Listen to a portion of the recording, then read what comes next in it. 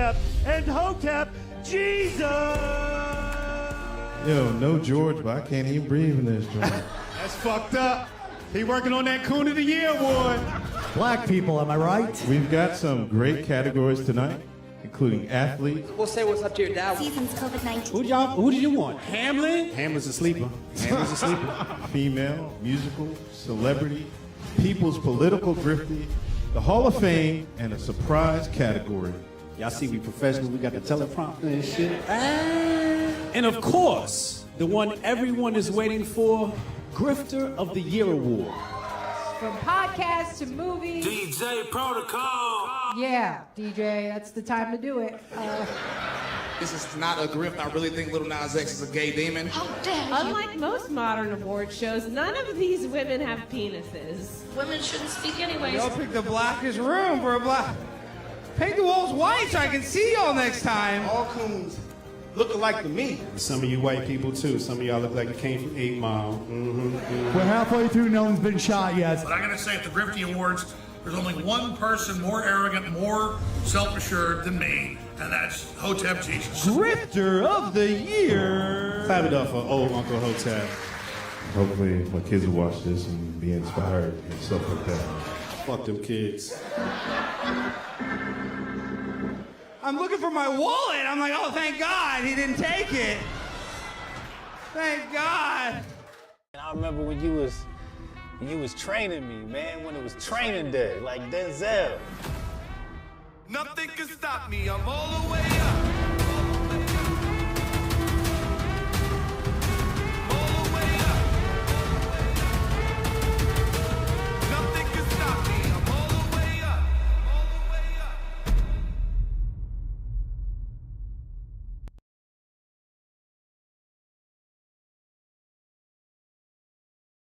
Ladies and gentlemen, boys and girls, children of all ages, if the children happen to be in the building, I know it's summertime, but take your ass to bed. It's the grown folks show now. What's up, world? Your boy Pro2kall checking in. And I feel like it's been forever. It's only been a couple of weeks, but I feel like it's been forever. So much has happened since we last been together. I'm officially the father of a high school graduate. Crazy work. Primaries has taken place. Crazy work. And Black folk had the opportunity to receive reparations, and well, these niggas fumbled the bag as usual. As usual, fumbled the goddamn bag. Man, but it's okay. We're here. We're gonna try and get it back. We'll see what happens, whether we get it back or not. But it's a little hurtful. It's a little hurtful because, you know, I put in a lot of work for that. We're gonna visit that tonight. What do you mean you put in a lot of work for that? I put in a lot of work for that. Okay.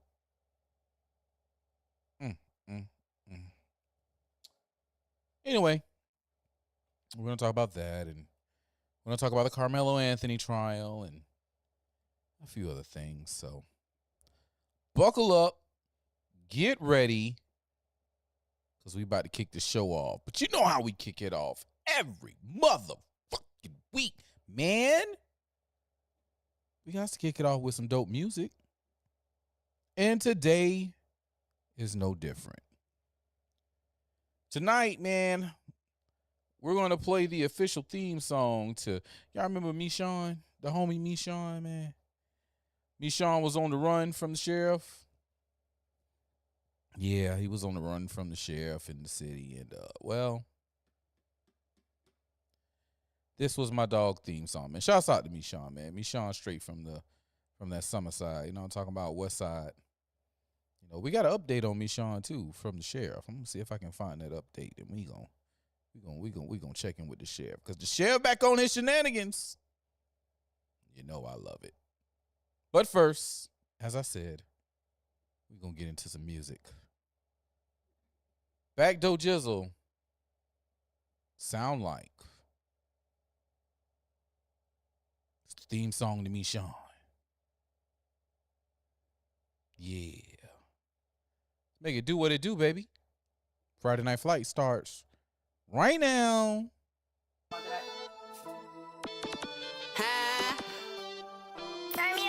Don't turn me down. Free gusto, nigga. Come on, let's go.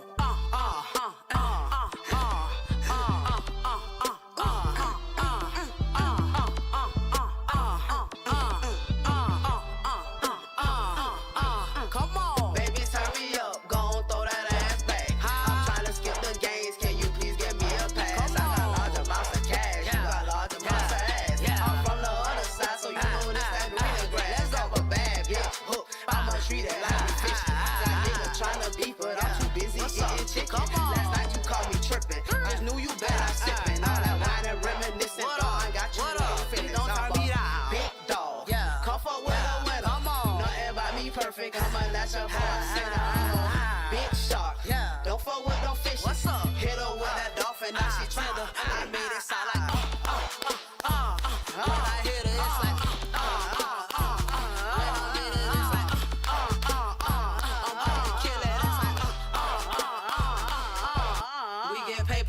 pussy nigga, paper on a hoe. Why you all up in your feelings? What the fuck you mad for? Yes, you hate that I'm the littest, I'm the biggest back door. Can't compete, you can't compare, cause you niggas on the floor. When I wake up in the morning, my first thoughts to get it rolling. When I pop out with that shit on, you can bet my pockets loaded. Watching from the nosebleed, all that hating shit I notice, all that acting like a gremlin. When you see me, let's get on. I know the Grim Reaper, he gon' stand on business. Talking like you with it, don't fuck around and end up missing. Throw a fish fry, since you right here tripping. He hop out with that glizzy acting silly. He catch you, he gon' chase you down and he gon' don't move around and it's gon' get here now and it's gon'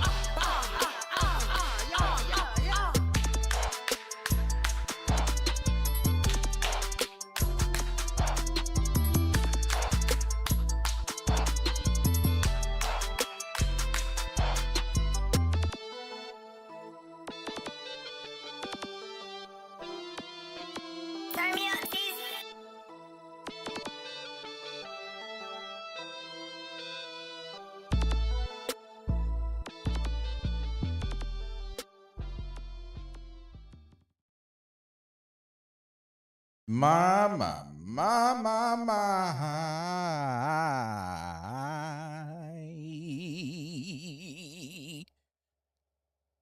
That was a very interesting song. What do you guys think? Did that song sound interesting to you, ladies and gentlemen? Did you hear the references? Huh? My man has some gangster messages. Like beyond the gangster messages, it was something there. It was something there, ladies and gentlemen. He actually used his brain. Ladies and gentlemen, welcome aboard Friday Night Flights with services covering everything you knew and might have missed during the course of the week. Oh, well, in this case, 3 weeks. We're clear for takeoff and expect to be in air in any moment's time. I ask that you please fasten your seatbelts at this time and secure all baggage underneath your seat or in the overhead compartments. I ask that your table trays and seats be placed in an upright position as we prepare for takeoff. Now, do me this little small favor. Please make sure that all personal electronic devices where you may be enjoying tonight's show on is fully charged or at the very least bit plugged on the charger. We don't want any mishaps where you happen to miss anything. Now, ladies and gentlemen, it's my favorite part. Because smoking is allowed for the duration of this flight, and drinking is, well, heavily encouraged. Thank you for choosing Real Nigga Airlines. Please enjoy your flight.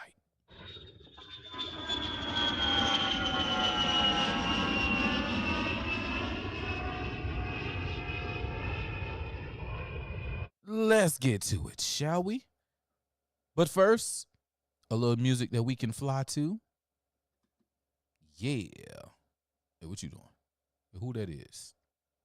Who that is? What you got? What you doing? Where you going? Where you been? What you doing? Where you? What are you doing? Where you going? Where you been? Uh-oh. My boy in the building. The homie is in the building.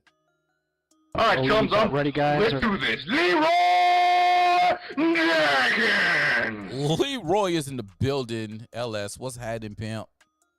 All right. That's right. Got that right. All right, cool. Now what I need to do is I need to adjust this because it's a little warm in the studio today. Summertime is officially here, which means the heat is on. The heat is on. I mean, y'all see how I'm doing something different with the background back there. What was that? What was that? Oh, that was LS. LS must have hit some celebratory stuff. Shit went up the TV, and I ain't knew what that was. I'm gonna say, oh no, we got bugs, but no, it was the celebratory. It was I got you. That was the poppers or whatever. Anyway, yeah, man, we got some new stuff in the background. I don't know if y'all can read that, but it says any society that will give up a little liberty to gain a little security will deserve neither and lose both. That's famous words from my namesake, Benjamin Franklin. That's crazy. My middle name starts with the F, so naturally my middle initial is F. And people would see my middle initial, see Benjamin F, and they'd be like, "Hey, it's Benjamin Franklin." No, bitch, my name is not Benjamin Franklin. You ditzy bitch. Got it a lot. Got it a whole lot. I get my whole name. How dare you? Anyway, y'all. How y'all been? I ain't seen y'all in like 2, 3, 4, 3 weeks. 2 weeks, 3 weeks, something like that. You missed me? I missed you. I missed all the shenanigans, man. We be having a good time with the shenanigans, man. I missed it all. Hey, y'all. I got new, so listen. If you're not on Kick, right, I suggest that you join Kick, right? Join us on Kick, kick.com/Pro2kall, right? Subscribe to the channel or, follow me. If you want to subscribe, I'll take the subscriptions. I really will. But y'all, I got some pretty dope stuff, right? So for takeoff, when y'all are in the chat over there on Kick, we got this. Let's see, is it gonna pop up over here? There it is. All right, let's get it on the screen. Oh man, you see Buddy? That's the dancing. That's from Buddy from Soul Plane, who dancing with the directions. It's kind of small on the screen, but you know what I'm saying? Let me see if I can make it bigger. Let's see. I shouldn't mess with this, but I'm going to do it for y'all. I want to do it for y'all. You see him? Oh, there we go. Yep. You see? Say, let's go. It says, let's go. All right. That's for when we get ready to take off. And then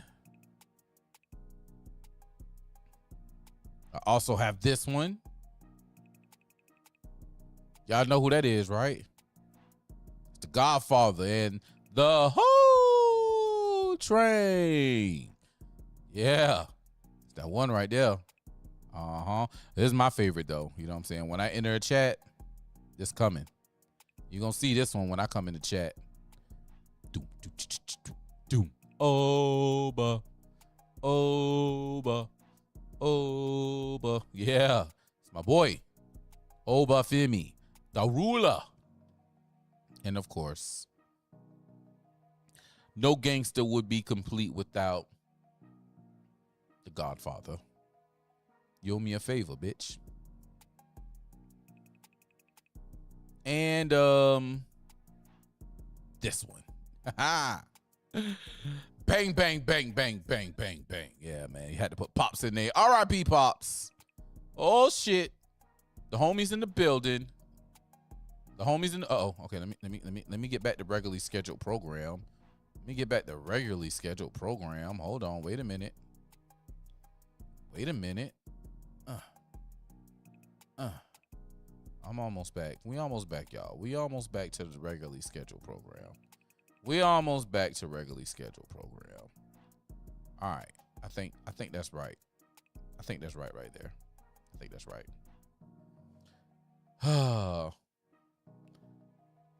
What up, man? My dog Fuego in the building. You know what I'm saying? Fuego says good evening, all. And pause. Dude. Pause. My goodness. It's crazy work. Crazy work. Oh my God. Fuego says, I was playing around with your kick emotes and icons this week. Goddamn right. Goddamn right. You got his OG badge. You got his hammer. There should be another badge for you, bro. There should be another badge. You should have a flight wing badge too. Crazy work. But yeah, man. And I'll be adding more gifts and emotes to Kick. So guys, look, I'm telling you, come on over to Kick. Kick's a good time. Kick's a great time. So arguably there is, but I'm at my limit. Okay. All right, cool. Cool. Yeah, you know what I'm saying? You can keep OG. What is the number? What is the 14? I got to figure out what the 14 is. Like I seen it pop up on Goldstein's channel the other day with all the numbers. Yeah, those are interesting. I don't know. I don't know. I'm gonna figure it out, man. I don't know. But I don't like that's your number 14. Like it, whatever that is, we got to fix that. Cause you're the number one kicker, man. That's why you got that number 1. You should have 2 number 1s, not 1 and 14. That doesn't work.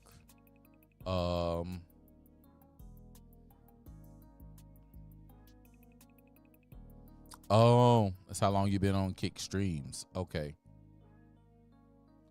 So what? 14 what? 14 weeks? 14 months? I don't really know. I'm lost. We're going to figure it out, man. Shouts out to Kick. Kick is arguably been the best streaming platform out here, man. So we're working to get those subscription numbers up.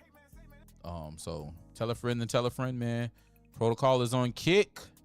And the number is somehow representative of hours. Oh, okay. So was you Hotep? I don't know. I had to figure that out. Was you Hotep in it today, man? Has there been no, yesterday. Yesterday was the Hotep streams.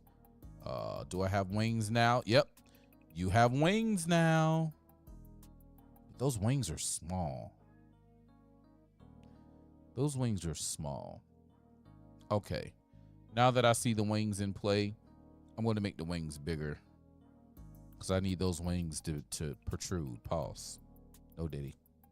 Those wings have got to be like there. Like I need niggas to know. Niggas need to know, nigga. Okay, Goldstein was this morning in the HJ Music midday. Okay, all right, yeah. Goldstein had 11, 12, 1. So 2 to 3 hours. And well, of course, HJ is still going on right now from 2 o'clock. So yeah. Okay. Yeah, makes sense. Makes sense. Anyway, y'all. The fuck is going on in America right now, man? I don't really know. I am at a loss for words.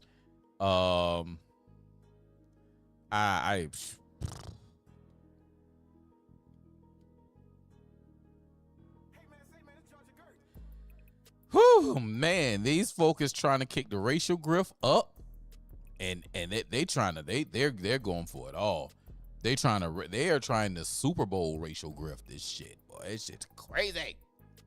I tell you one thing though, the motherfuckers show can come together when it comes to saying fuck reparations. Yeah, motherfuckers ain't got no problem coming together and say fuck reparations. Now we gonna talk about that, but I'm just saying, you know, they ain't got no problem with that. Democrats and Republicans alike, fuck reparations. Oh, okay. Oh, because January 6th. Oh, before he goes over on Rumble now. He's everywhere. He's everywhere. Yo, I can't, like, this shit wouldn't even connect to my Facebook to stream, man. It's crazy work. It's crazy work indeed. I don't know. But y'all, let's go ahead and get to it, man. I'm not going to, like, draw out and drag out this shit because this is crazy.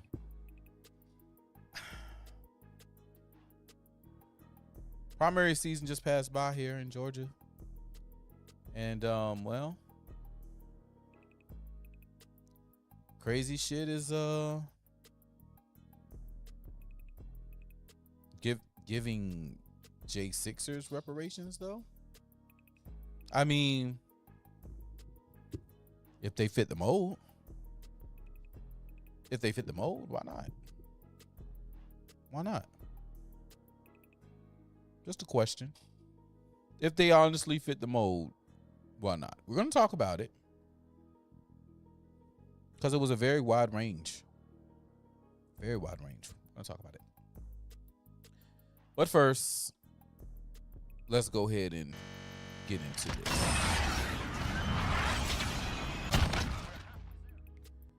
What? I don't want that. I don't even know where that came from. That needs to go.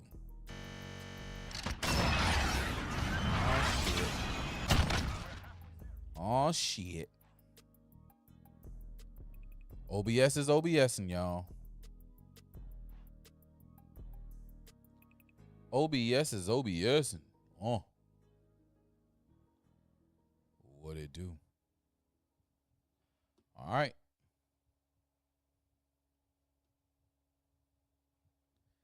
Key races in the Georgia primary election. Georgia Senate, Republicans.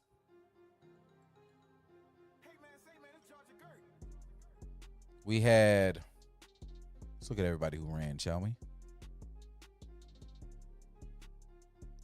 We had Mike Collins run. We had Derek Dooley run. We had my man Buddy Carter run. Jonathan McCullum and John F. Coiney III. Now we have a run out between Mike Collins and Derek Dooley. Of course, Mike Collins is in the House of Representatives right now. And Derek Dooley, which is interesting that they made his coloring orange. Derek Dooley is the former coach out of Tennessee.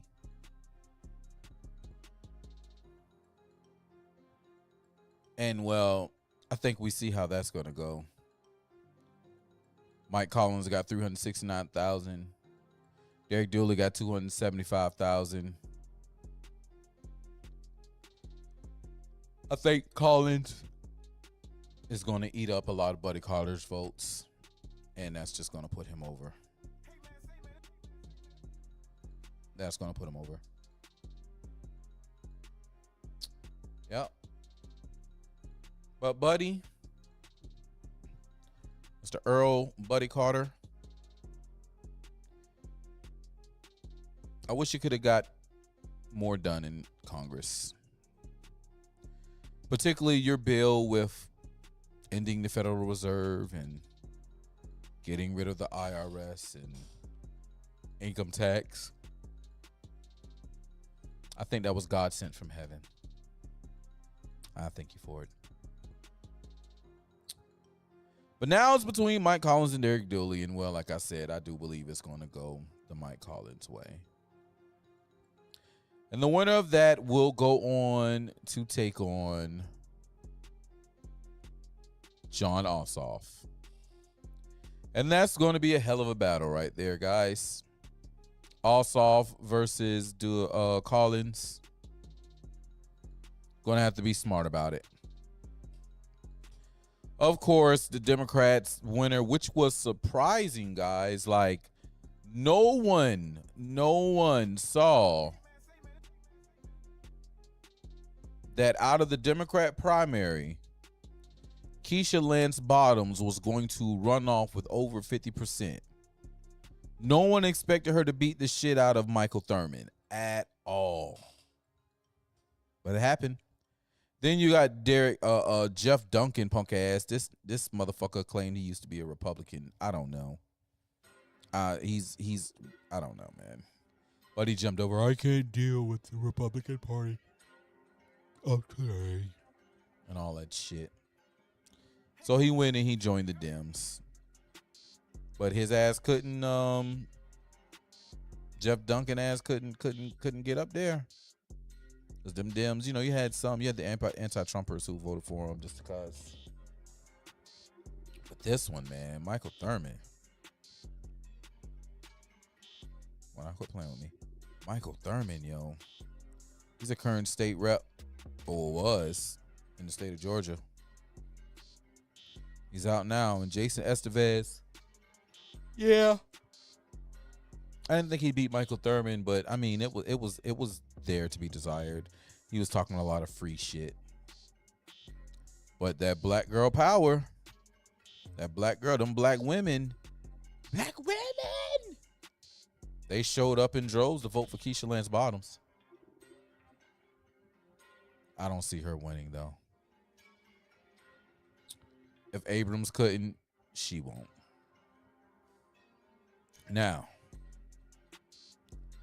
this is the big one happening right now. We have Burt Jones versus Rick Jackson. Rick Jackson's a self-made oh,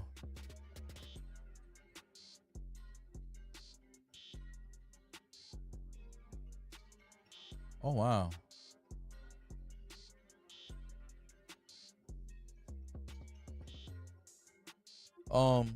I'm sorry, I was reading that AP note on the side. Rick Jones is a self-made billionaire.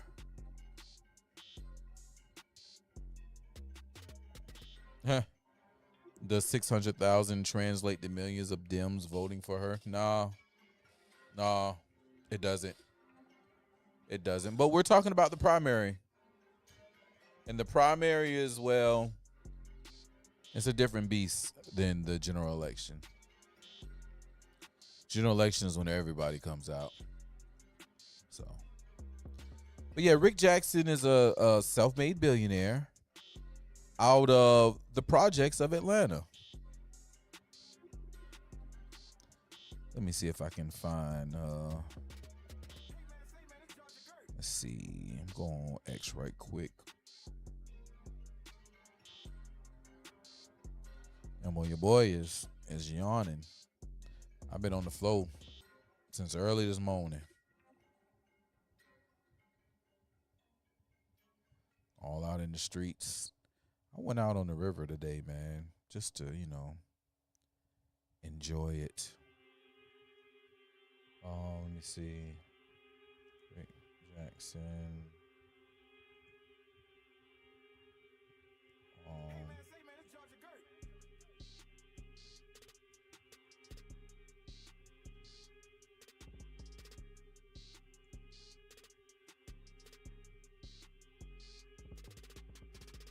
right, let's see.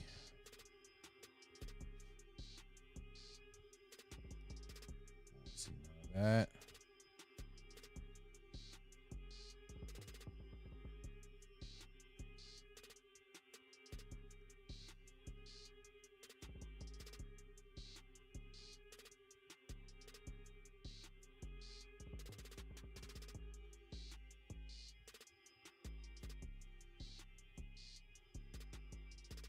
All right, I'm trying to find the video of Rick Jackson, who was like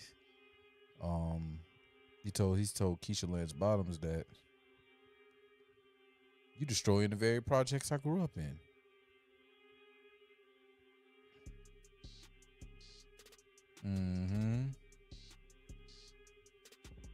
That shit was crazy. That was funny. Let's see. Damn, y'all, I'm sorry. I'm yawning all types of yawns all over the place.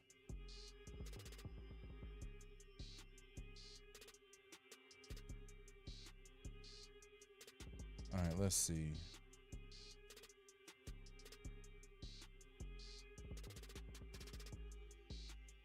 What happens when a true outsider steps into Washington and shakes the whole place up? Someone who takes on the bureaucrats, takes on the media, and actually fights for the people who built this country. The establishment hated Trump because they couldn't control it. They'll hate me for the same reason, and I can't wait. No, that's not it. Wonder if I can find them on YouTube.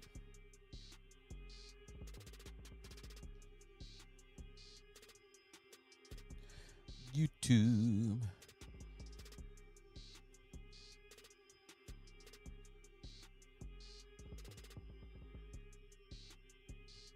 Fuck Chud the Builder. Let me get a fuck Chud the Builder in the chat, man. If you live listening right now, type in the chat fuck Chud the Builder. See if we all on the same page.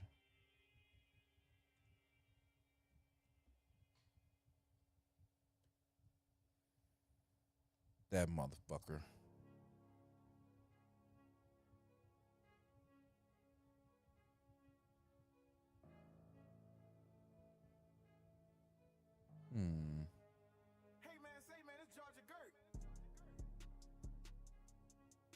Is it this one? No.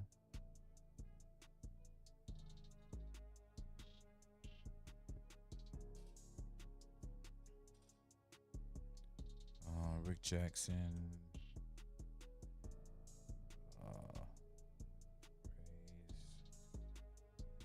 Projects.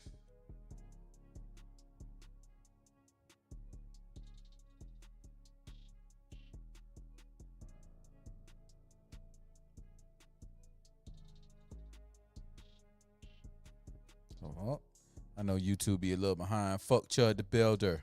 FCTB. You didn't make that a hashtag. FCTB.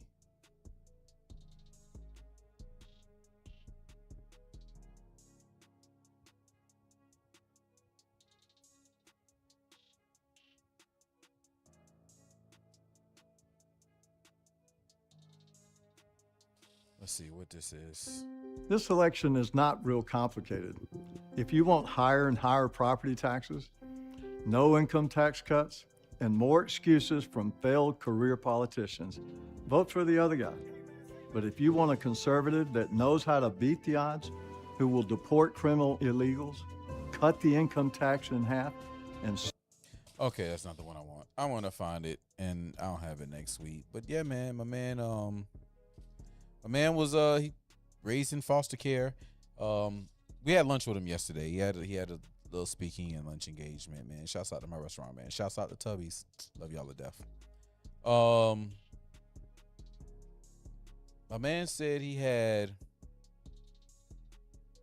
7 stepdads by the time he was 12 years old. His mom was she wasn't an alcoholic because alcoholics went to meetings, but she drunk, and she was a career waitress. And he got to a point to where he couldn't take it anymore, and he told his uncle, who was in a wheelchair, paralyzed from the waist down, that he was going to run away from his mom. And Unc was like, nah, why don't you just go and become a ward of the state? Go to state, go on the foster care system. And his uncle basically gave him, at the time he was getting like the welfare checks was like $66. And his aunt went to the bank, cashed a check, gave him the money, and that started his venture. And he was in and out of the foster care system and lived in the projects and was dirt poor. And now he's a freaking multi-billionaire. That's a get it out the mud situation right there. So for that alone, I'm looking at Rick Jackson. Outside of talking to him yesterday, having conversation, working on getting him on the channel. We're going to hit on that this weekend. We're going to try and get him on before the runoff. And if not, then if he makes it past Burt Jones, then we'll get him definitely before the general election in November on the show. Maybe multiple times. Who knows? But yeah, man, you know, his story just resonated, man. Thank God there we have no more Brad Assenberger, no more Chris Carr. Chris Carr's been a pussy, and Brad is just Brad Assenberger. All right, other races here locally, man. Joyce Griggs has tried time and time again to pull off this race, and well, it seems like she will for the first time. She performed very well.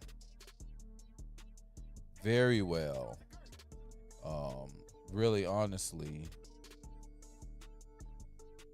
she performed very well in all of the counties. Right? She has that good name recognition. Her opponent, you know,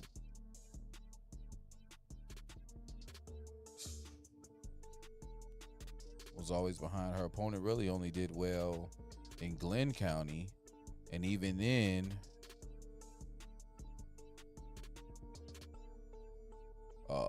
Joyce was right on her heels, right?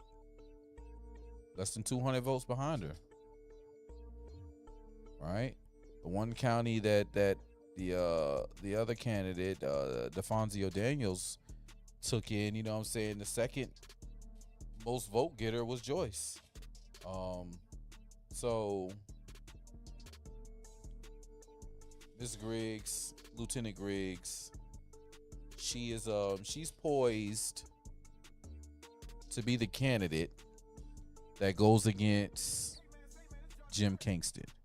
And she's going to have a tough battle against Jim Kingston, because Jim Kingston is the son of Jack Kingston. So that's going to be a hell of a fight right there.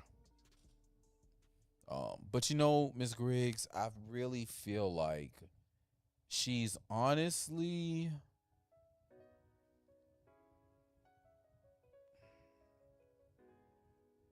she's like so many others, right? So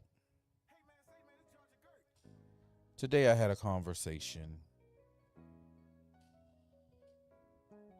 with a friend, and we were talking about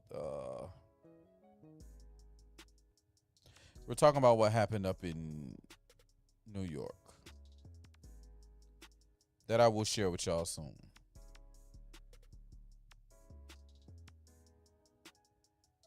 And she said something about, you know, policies. And I said something back about the policies. And she like, I could be a policy writer. And I was like, yo, they don't want in that party for you to have actual fixings of situations, because once you fix shit, they have nothing left to run on. Nothing.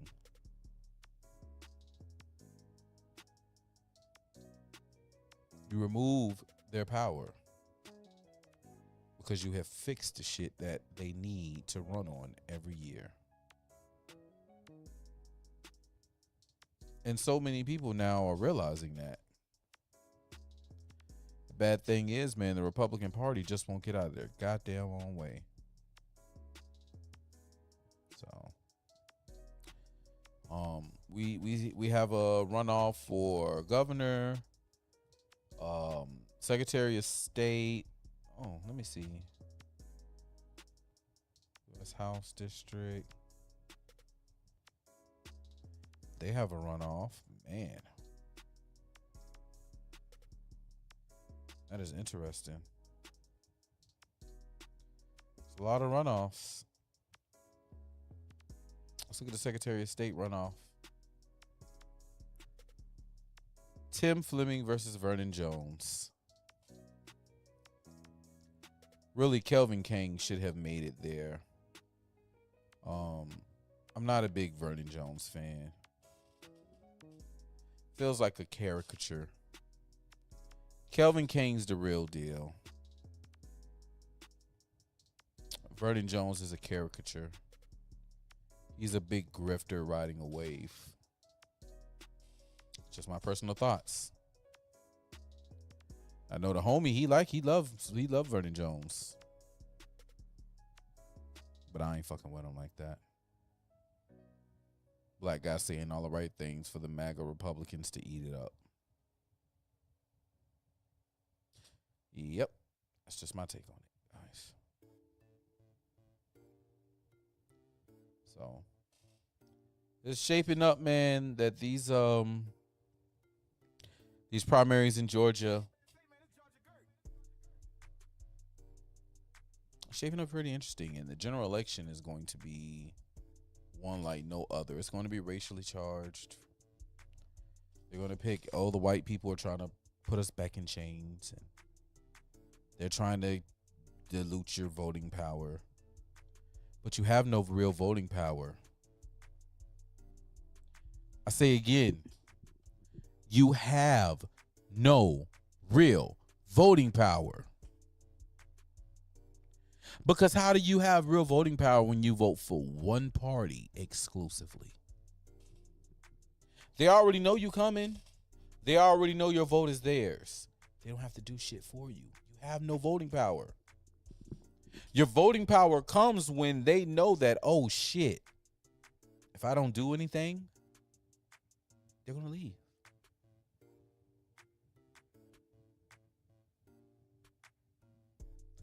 If I don't do anything for them, they can go and swing and vote for the other party. But they know that they have trained you to be good slaves.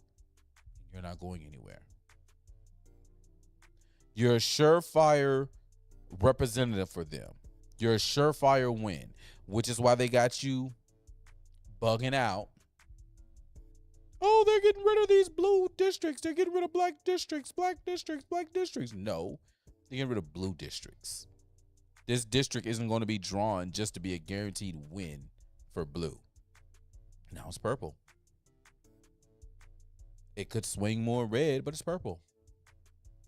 And now you have to get out to vote. Now you have to get out the people to come and support you. Oh my God, they're getting rid of the partisan on the ballots. We can't even put Democrat for people to know that we're Democrat. Exactly. Because you're only winning because you're putting Democrat behind your name. But if a person did not know if you were a Democrat or a Republican, now you're forcing them to go and research who is who and to find out your true policies. And that fucks you up because you deal with low propensity voters who vote straight down ballot for one letter or another. Now you gotta work. You scared. Oh, you scared of work. But it's okay. Happens to the best of us. Moving right along, people. Hit that like button. Share the stream. Let everybody know. Pros Live. Tell them to come on over to Kick, man. Tell them to come on over to Kick. We have a good time at Kick. Speaking of having a good time. Boy, oh boy. I know somebody that had a good time. He had a good time. That long arm of the law, baby.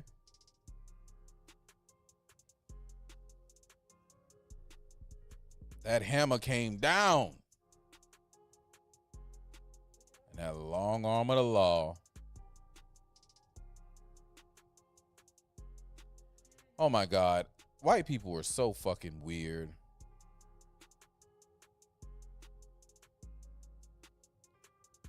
White people are so weird.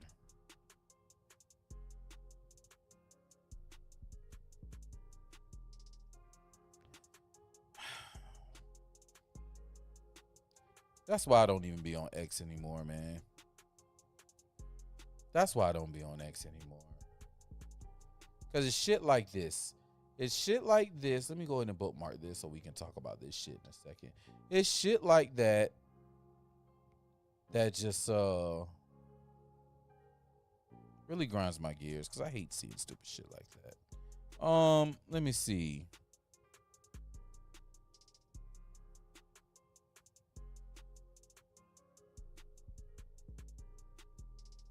Moving right along. Oh, yeah. Oh, yeah. Check this shit out, guys.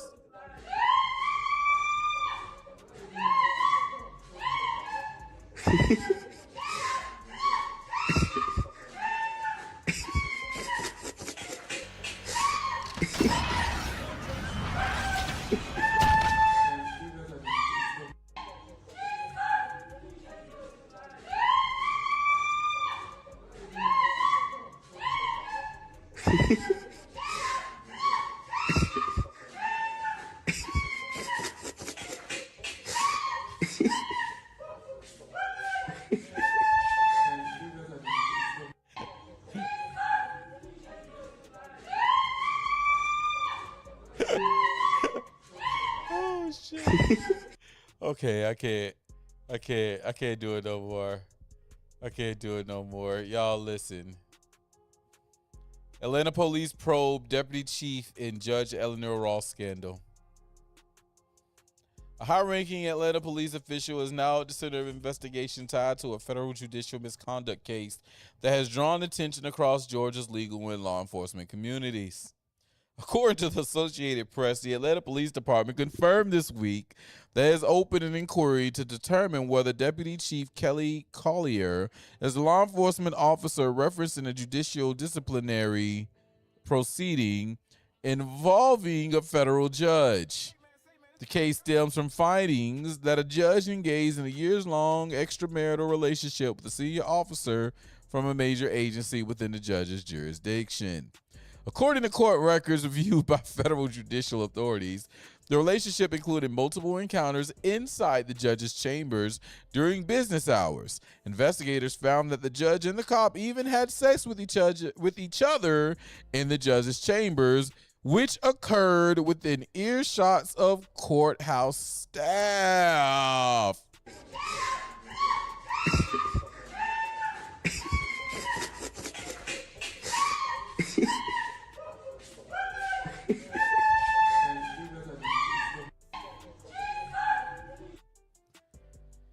He was taken to the church. You have the right to remain silent, Judge. You have the right to remain silent, Judge. Oh, man. The officer has been identified in multiple reports as Collier, a veteran Atlanta Police Department official who currently serves as commander of the agency's Community Services Division. Well, he was definitely servicing the community. Amen? Amen. The Atlanta Police Department has launched an investigation to determine if the person mentioned in the Committee on Judicial Conduct and Disability of the Judicial Conference of the United States is indeed an employee of the Atlanta Police Department, the department said in a public statement. The judge was later identified by multiple reports as Judge Eleanor Ross of the U.S. District Court of the Northern District of Georgia. Ross, who was appointed to the federal bench by former President Barack Obama in 2014, received a private reprimand after an extensive judicial investigation concluded she violated ethical standards. The inquiry found that she participated in an extramarital relationship with a prominent law enforcement official, attended a partisan political event, and initially made false statements while responding to questions about the allegations. According to the Judicial Council of the 11th Circuit, the judge originally denied the claims and suggested a law clerk may have fabricated them. However, investigators reviewed courthouse access records and security footage showing repeated visits by an officer who matched the description provided by witnesses. Multiple former clerks told investigators they observed the officer entering the chambers during lunch hours, while others reported hearing what they believe was intimate activity from inside the office.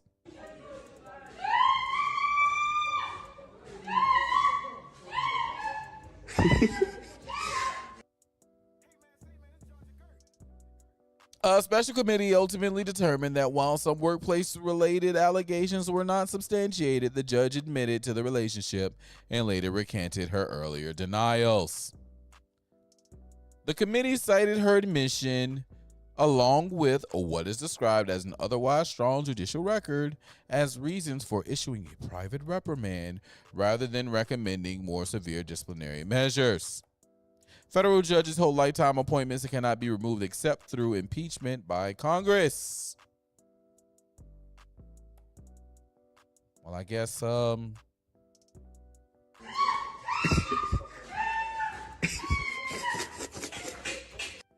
guess Jesus got her covered.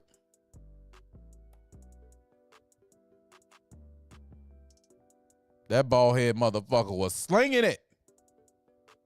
That nigga was drinking that dick down from heaven. That's Fannie Willis' homegirl.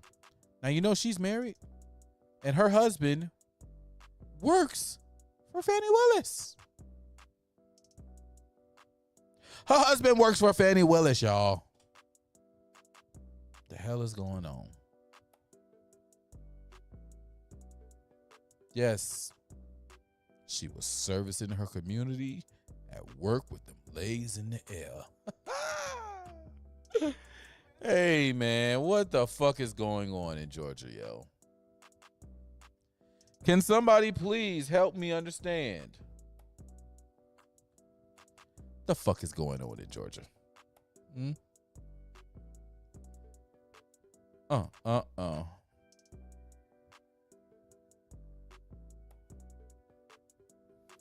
These Democrats be Democrating, y'all. These Democrats be Democrating. Don't believe me? Don't believe me? Look at this shit.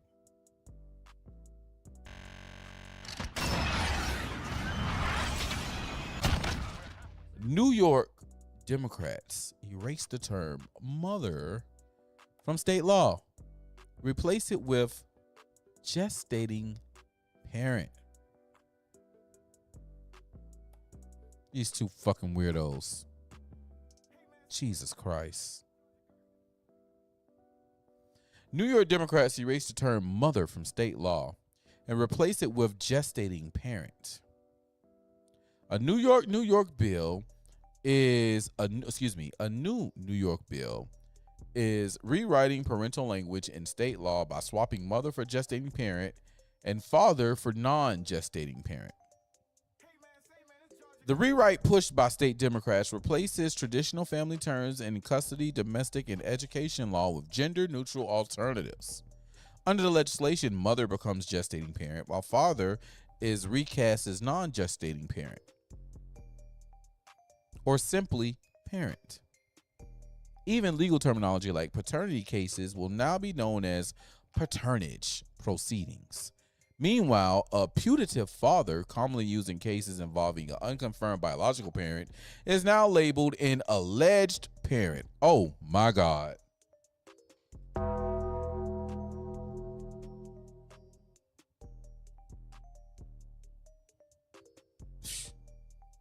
Wow. Wow.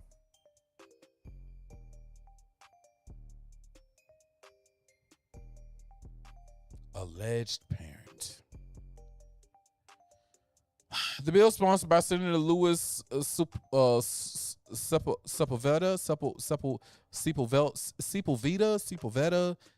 somebody who needs to be fucking deported from the Bronx, and Assemblywoman Amy Paulin, someone else who needs to be fucking deported, was pushed through the Assembly in March and cleared the Senate this week. It now heads to Governor Katie Holcook's desk. Fucking weird looking motherfucker. Critics call it woke culture run amok. It is. It's woke culture run amok. It's one-upmanship. An example of how out of tune the New York legislature is, an unnecessary and wasteful use of time. Now, it's interesting that he said that because, well,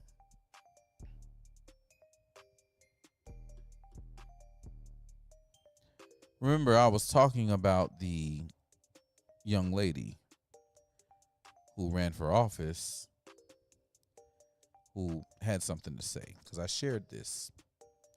And my post said, that crazy witch that ran for Savannah School Board president wanted the same shit. I need to see if it passed. I don't know if y'all remember, but let's see if I can find this video right quick, y'all. Let's see if I can find this crazy bitch. I don't think it's that one. That's the one when she says she don't believe in God. I need the other one. Let me see. I know where it's at.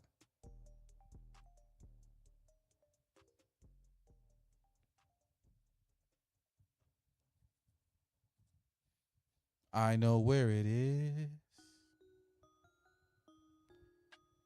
I know where it is. It's here, it's here, it's here, it's here. Should be, yep, there it is. I'm so sorry. That's okay. Dr. Hoskins. I recognize this is a regulation. I just have some edits on the document to make it more clear, and the suggestion that we remove gender-specific language. That's unless it's mandated by law, that we change siblings and daughter and son to children, and brother and sister to siblings. I'm so sorry. That's okay. Dr. Hoskins. I recognize this. I'm so glad that crazy bitch lost and she did not win the presidency of the school board here in Chatham County, because Jesus Christ, peas and rice. Anyway, it's woke culture run amok. Woke culture run a fucking muck. Anyway, so we were having a conversation, and the new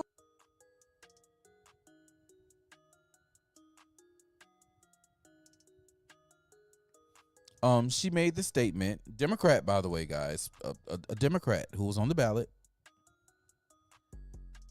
This is badish crazy. You mean to tell me, out of all the bills that could actually help Americans, this is the best they could come up with? So I had to hit her. I had to hit her where it hurt. These your party most pressing issues. She said, man, if they need legislation writers, just say that. I have plenty of issues I'm willing to write legislation for.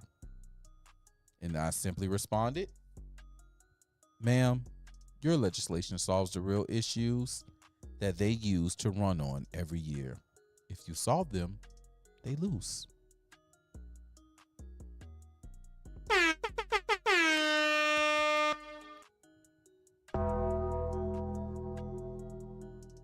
It's the truth. It shall set you free. She agreed. That was the end of that conversation. I don't understand these people. I don't understand these people at all, y'all. Shit's wild.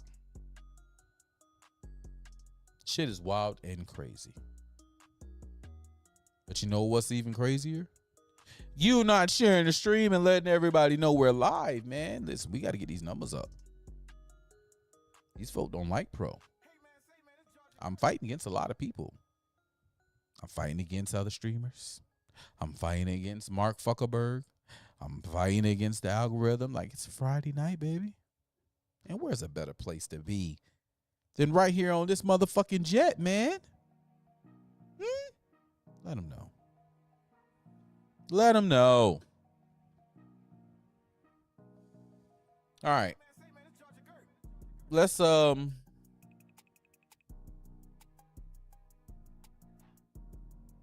get into some other shit. Yeah, I'll save that right there to lighten up the move. We'll do those boom boom boom, and then we'll do that boom boom boom, and then let me move this up here. That needs to be up here with that. Yeah. All right.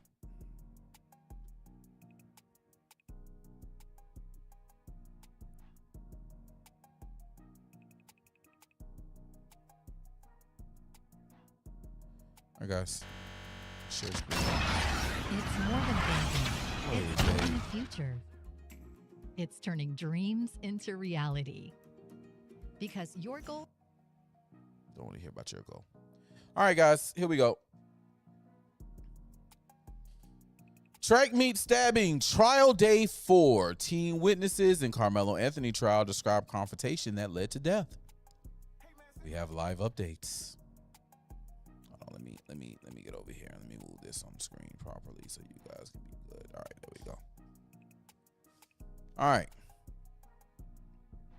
The trial of Carmelo Anthony, accused of killing Austin Metcalf, is expected to last 2 weeks. He faces up to life in prison if convicted. I thought he was facing 20 to 25. I didn't think they was giving him life because he was a minor at the time. Yeah, I don't know. The trial of 18-year-old Carmelo Anthony continues today in Collin County after last year's fatal stabbing of 17-year-old Austin Metcalf during a Frisco ISD meet. Jury selection began Monday, June 1st. The jury was seated Wednesday, June 3rd. Opening statements took place yesterday, which was Thursday, followed by the state's first witness. The trial is expected to last about 2 weeks.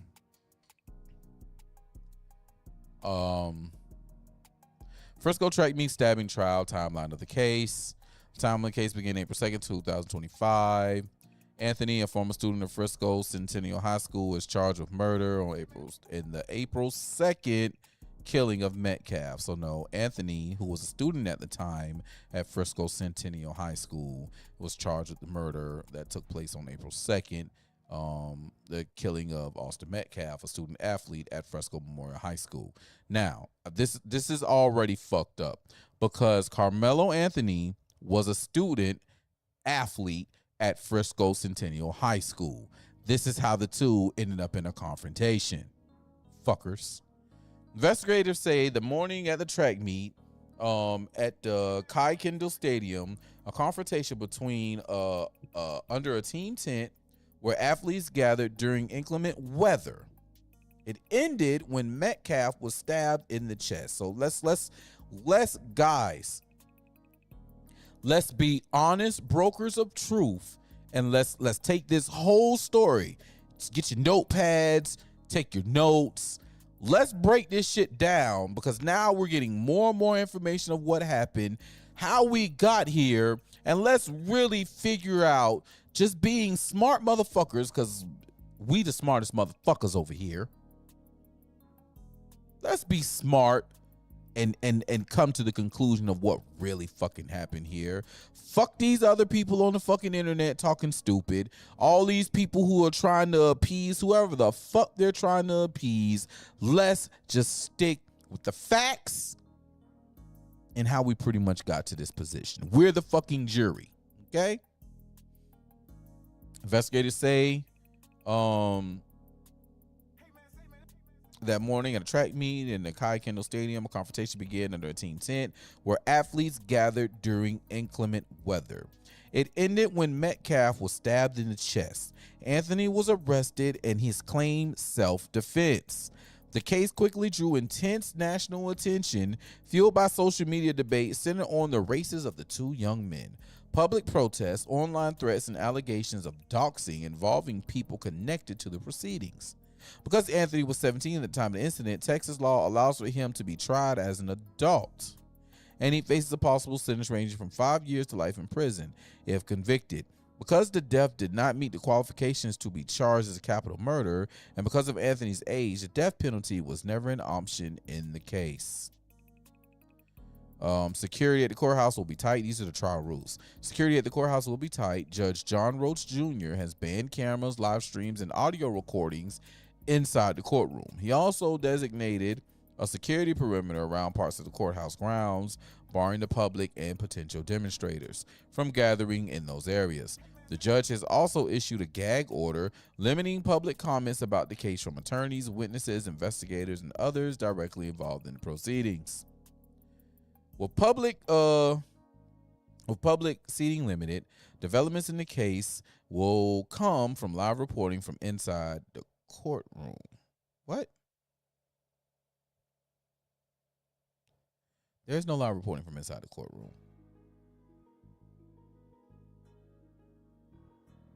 That's stupid. That doesn't make sense. All right. All right, let's go.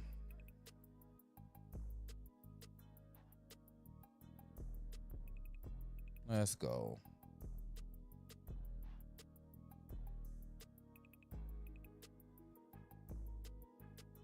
Let me go back up here.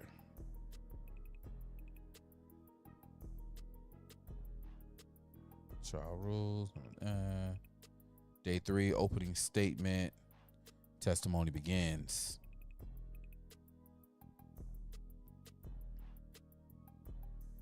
All right.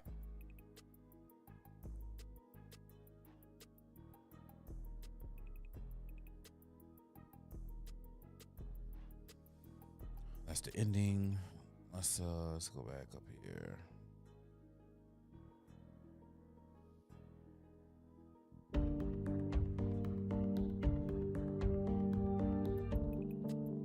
Well, you are watching day 3 of After the Hearing, a streaming show we have here on WFA Plus. We are doing special coverage of this track meet. All right, let's get back down. Let's get back down to business. All right. All right, opening statements are set to begin at 9 a.m. So let's go to the opening statements from 9 a.m. Hey, yo. Style at 69 cents and luxury vinyl plank at $1.49. We have a Bitch, huge ain't I selection cut of the you latest off? styles and colors. Take home a free full-size sample to match your decor. Who that is talking? Nobody beats our prices. Who that is? I don't appreciate that. Where are you? All right, you are watching day 2 of Who's After the Hearing, talking? something that we are doing, a part of a streaming show we have here on WFA Plus. We are Hey, giving yo, you shut up, comprehensive coverage. cuz nobody wants to hear you. Fuck. All right. All right, so we got a report here. It says prosecutors have made several pretrial motions for the judge to consider. The defense has not objected. Everyone in the courtroom rose as a jury into the courtroom, took their seats. Each side has allotted 20 minutes for opening statements. First Assistant DA Bill Worskey began for the prosecution. He plunged a knife into his heart and ran away. An unjustified provoked murder. This case is not self-defense. This was simply senseless. Worskey told jurors they would see the surveillance video, and that video tells the story. He referenced words witnesses claim Anthony said before Metcalf was stabbed. Touch me and see what happens. Worskey argues that Anthony provoked and goaded Metcalf into touching him. This is an unprovoked, unjustified murder. The killing is senseless. At one point, Worskey points to Anthony, who at the time was a student of Frisco Centennial High School, attending a track meet at Metcalf's Frisco Memorial High School. This man made a beeline for the memorial tent, Several Memorial athletes told Anthony to leave. The tent, he said, was their locker room. And Anthony goaded and taunted and provoked Metcalf. Now, y'all heard what the prosecutor said in that bullshit, right? Let's see. Defense Mike Howard then gave his opening statement. There's been a lot of noise around this case, a lot of completely false information. Referring to Anthony by his nickname Mello, he described his client as a son, a brother, the oldest of 4, a friend, a boyfriend, a student who graduated with a 3.7 GPA while holding 2 jobs playing football and track. Jurors were told that Anthony's father works as a finance manager with a car dealership and that his mother is a nurse. Okay, I don't know where they said that. Somebody said that his dad was a fucking lawyer or some shit, but he's just a finance manager at a car dealership. Okay. They're from Baton Rouge, Louisiana. They wanted their family to have a better life. That's why they came to DFW middle of freshman year. They came to Frisco for a better life. Every team at the track meet had a tent, except for Anthony's school Centennial, which only had a tarp. Mello is in a normal mood. He is relaxing with his teammates. As the weather turns bad, Mello goes to look for a place to get out the rain and goes to Memorial High School's tent where Metcalf is. Howard told jurors that the video they will see establishes some things, but will not show everything. Mello walks out and sees someone he recognizes at Memorial High School. The two were talking and everything seemed fine. Everyone there under the tent except for Mello is from Memorial. The lawyer told jurors that Austin and his twin brother Hunter confronted Anthony, who was 5'8" and about 130 pounds. Howard said that Metcalf and his brother are 6'1" and 213 pounds, which is about 83 pounds heavier than his client. Howard says Anthony told them, "As long as you don't touch me, we're cool." Howard said Austin Metcalf said, "I know you don't got anything in that bag." Austin makes the first physical contact. Howard told jurors. Austin grabs, shoves, pushes Anthony. The defense lawyer said Metcalf and Austin Metcalf's father shook his head when Howard said this. Howard said Anthony was forced to decide on what to do in fear and chaos. After Anthony defended himself, he ran. He dropped the knife by the bleachers. He left it right by the tent. Howard says prosecutors' contention that Anthony was slipping away was wrong. Anthony went directly to a coach. Yep. Now, opening statements are over. There are between 8 and 10 teenagers in the courtroom. The rest are adults. There are 4 rows of seats in the gallery. This is why there's no cameras, because you got teens in there. Teen witnesses. Witness Mark Porter testified about his analysis of the surveillance video from the track meet where Metcalf died. There are 5 different videos. Prosecutors showed the first video to the jurors in the courtroom. It's a wide shot of the football stadium with only half of the field visible. It's difficult to see, and Porter said he worked on magnification to help the state review this video. One still images appears to show Anthony handcuffed and walking with 2 officers. Photographers and reporters have been at the courthouse since dawn of day. There's noticeably increased security outside. McKinney Pastor was there. Let's see. Prosecutor Dewey Mitchell showed jurors zoomed in video from the stadium from the day of the stabbing last year. Shows a yellow Memorial High School tent and figures under the tent. Mitchell and witness Mark Porter take jurors frame by frame, showing Metcalf enter the tent at 9:45. A few minutes later in the video, Porter testifies that it appears one person pushes another, but it's unclear who is shown. I bet it is unclear who is shown. Someone can then be seen running down the bleachers. In another video from another camera, Metcalf and his twin brother are walking into the stadium. Metcalf, their father, Jeff Metcalf, their father, has his head down, not watching. Their mother, though, appears to be watching.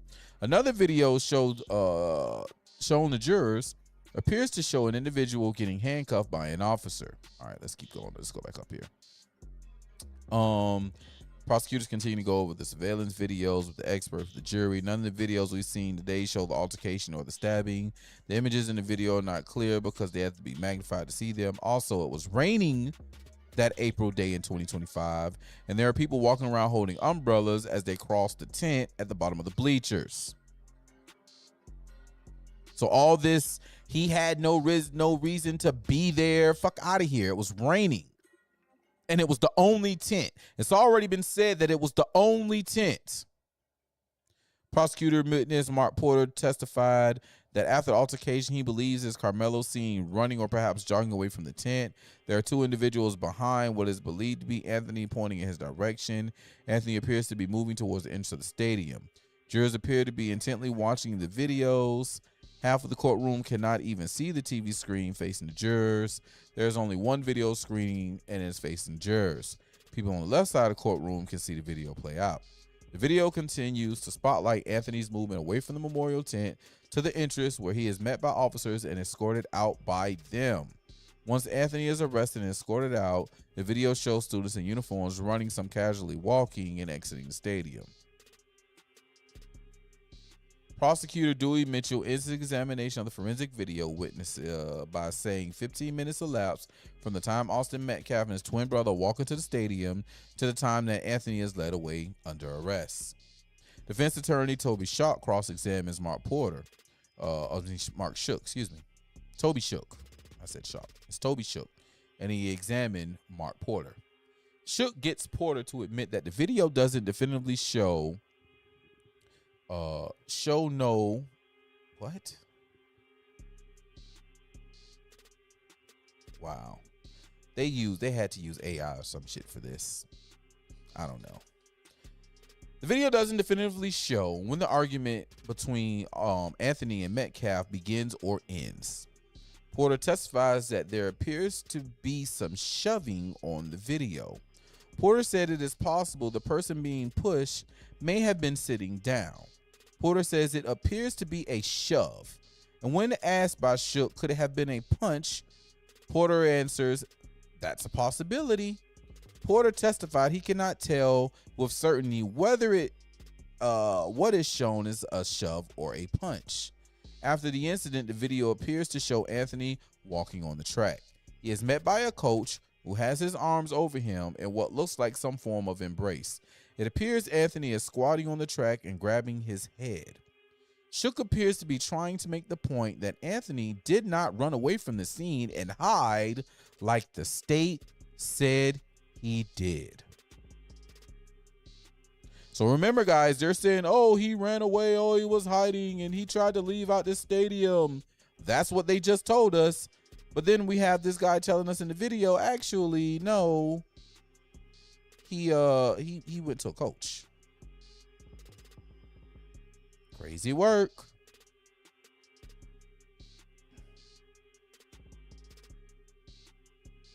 All right, let's go. 2:30 p.m. Prosecution next witness is Robert Starr, head track coach from Memorial High School. He's also the strength conditioning coach for the football team. Coach Starr told jurors about the importance of the team tents at track meets. He said they are meant specifically for students of the school. Do they have policy on bringing weapons? Weapons are not allowed in any shape, form, or fashion. All right. Okay, let's go up here. Senior crime justice reporter Rebecca Lopez felt these notes from the morning's proceedings. Before the courtroom doors opened, KARMELO and family and friends formed a circle, held hands, and prayed.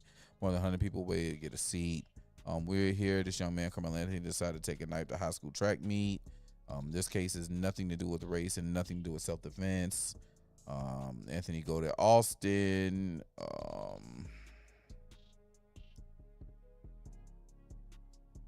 Metcalf told Anthony to leave. Anthony said, touch me again and see what happens. He said, touch me again and see what happens. So the prosecutor already admitted that he touched him.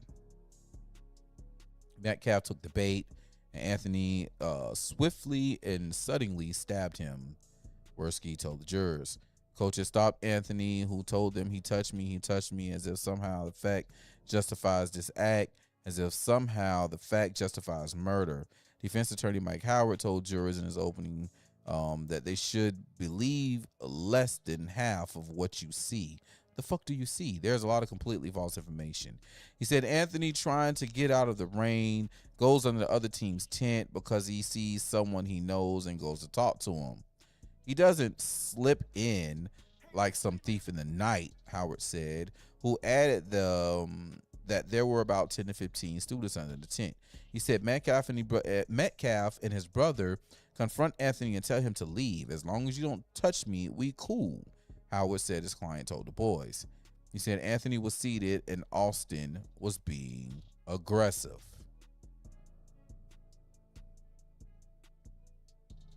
All right, let's see here. Jobin Packner continues his account of the prosecution's second witness, track coach Robert Starr. Starr testified that kids have to sign a code of conduct, includes forbidding to bring a weapon to school event, hosting a track meet. Memorial was hosting a track meet, and he asked several of his upperclassmen. All right, guys, this is where it gets important. Remember, I said take your notes because this is where it gets important. Okay.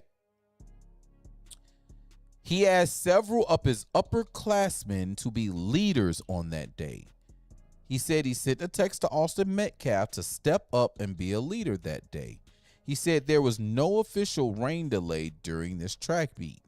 The coach testified that when he went over to check on the commotion at his team's tent, I see Austin on the ground and his face is purple and there's a big hole in his chest. Coach, do something. He was walking very calmly. That's what Hunter asked. Hunter Metcalf, which is the twin brother, told his coach to do something. He said students pointed to Anthony as he was walking to the track. The coach said he approached Anthony. He was walking very calmly, and I asked him, "What the hell did you do?" Anthony said he responded, "He put his hands on me." The coach told jurors he threw his hat and put his hands in the air as he was overcome by frustration and emotion. What up, pimpin'? What up, dog? My dog Royal in the building. What's up, pimp? We going over this Austin Metcalf shit. Everybody was praying. The coach testified, becoming emotional during the testimony. I just knew Austin was gone. The coach identifies Anthony in the coat room, saying he looks different now. He's clean cut today. Coach Starr, who is black, testified he threatened to kick Austin Metcalf. He threatened to kick Austin Metcalf off the track team because he decided to go fishing and leave early from a school event. Starr said he let him back on the team for this district meet because he was captain of the football team and wanted him to learn a lesson. Be a leader. I'm going to lean on my older guys. For sure, coach, I got you. The day after the stabbing, the coach said he texted Metcalf's phone, even though he knew the young man was gone. Love you, man. Sorry I didn't say enough. He cried in court, blah, blah, blah. Cross-examination. Attorney Toby Shaw asked the coach about track culture. Shook asked if buddies ever go and talk to someone in another team's tent. It's not common and not part of his team's policy. The coach answered because of security, people's personal belonging, etc. The coach testified he did not know that Centennial Anthony School did not have a tent that day. They didn't have a tent. They only had a tarp, and it was raining. They didn't have a tent. That's important. All right. The next they call Tiffany Whitaker, Memorial High School Atlanta trainer. She told jurors the track tent is like a locker room. The visiting team does not go to the home team, which she called an unwritten rule in track culture. An unwritten rule. So what I'm hearing is they've all been prepped. They've all had some pre-trial prep here. They've all had pre-trial prep. Oh, it's like a locker room. Oh, it's like a locker room. Oh, it's like a locker room. You're going to hear this reoccurring theme. Well, they didn't have any business being there because it's like a locker room. But you're the only place with a tent and it's fucking raining. They've already admitted that it's raining. They've already said there's umbrellas. There's rain on the cameras. These kids are out in the rain. Come on, man.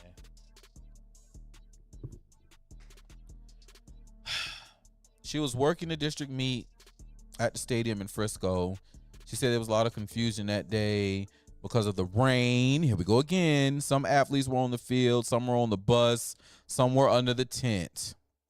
At one point, she said she heard screaming. She said a student pointing out Anthony, person involved. She had put CPR or whatever. And hopefully, she saw the moon and the little motherfucker died.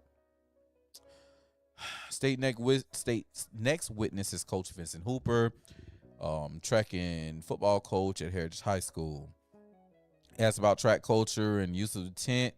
He says, "You want your kids in your camp." He said after the stabbing, another coach asked him to hold Anthony. So he said he put his arms around him and asked, "What did you do?" Coach Hooper said Anthony answered, "He put his hands on me. I stabbed him." Coach Hooper told Anthony that this could change his entire life if Metcalf died. Hooper testified that Anthony told him he's not going to die. Metcalf's mother, who was in the courtroom, began crying. "Oh, well, should have raised your child better, bitch. Fuck around and find out." Your son touched that boy. He came in that bitch, and I'm hoping that we get to the part in the story where they actually say, because I read this, and I think I bookmarked it. I'm going to find out. But they stated that Carmelo Anthony was under the tent. He was chilling. Metcalf, his brother, and a friend walked up to the tent and then told him he had to get from up under there, which plays back into the coach telling them, you guys are in, because the coach also said, hey guys, look, we're hosting this today. We're the home team, blah, blah, blah. I'm very busy. I have stuff to do, which I need you guys to step up and be leaders today because I'm not going to be under the tent. And it's funny, they didn't mention that the coach stated he was at the concession stands when the shit happened and he ran across the field. I'm saying, like, this is what's bad about us not being able to actually hear and see the shit ourselves, because as reporters are reporting it, they're only going to report for their clickbaity ass shit. Okay? Let's see if we get to the point where they say that Carmelo was under the tent and Metcalf came over there.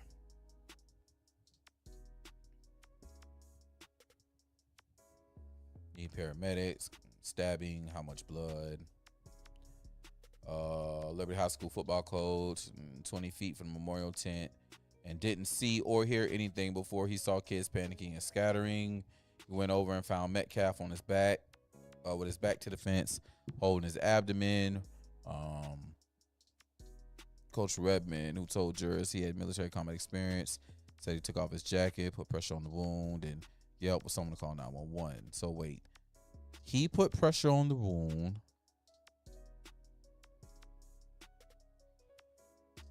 He described Austin Metcalf die as he and others tried to stop the bleeding and perform CPR. Huh. Interesting. Let's go to day 4. Oh, shit. This damn punk-ass video gonna start. Oh, yay. It's not. I'm gonna put you on mute just in case. Oh, whew, you started, bitch. All right. The trial of 18-year-old Carmelo Anthony continues today in Collin County. All right, let's go. All right, let's get to the shits down here. That's crazy. We got to go all the way to the bottom to get the beginning.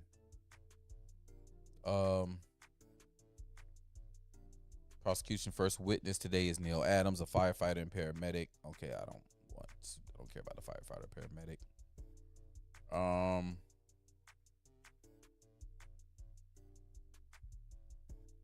Next witness is the police school resource officer, former Marine. He said he saw Carmelo Anthony on the other side of the fence and they walked along the fence together. He said Anthony was cooperative. He told jurors he handcuffed Anthony and radioed to have the alleged suspect detained. Cortez testified that Anthony then said, I am not alleged, I did it. Cortez said Anthony told him without being prompted. He put his hands on me. I told him not to. When he placed Anthony in the police car, Anthony asked if he was okay. Cortez testified. He also said there was blood on Anthony's middle finger. Jurors are now being shown a surveillance video of them walking down a grassy steep hill. Cortez says no secret the weapons are not allowed at stadium. He agrees the prosecutor Bill Worski, when asked bringing a weapon, is unprecedented and never encountered.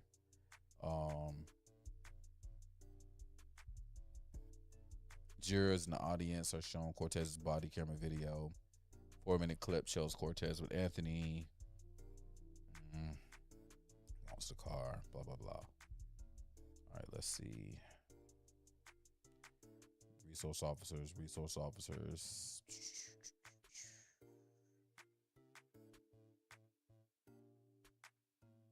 The knife is a multi-tool.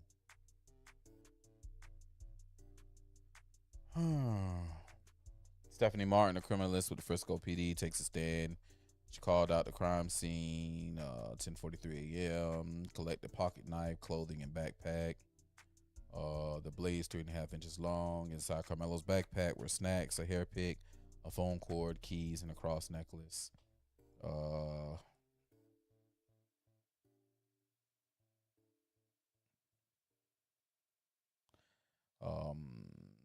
Notes the client also had 3 pieces of paper with word finder puzzles, a vocabulary assignment, Cheez-Its, and car keys.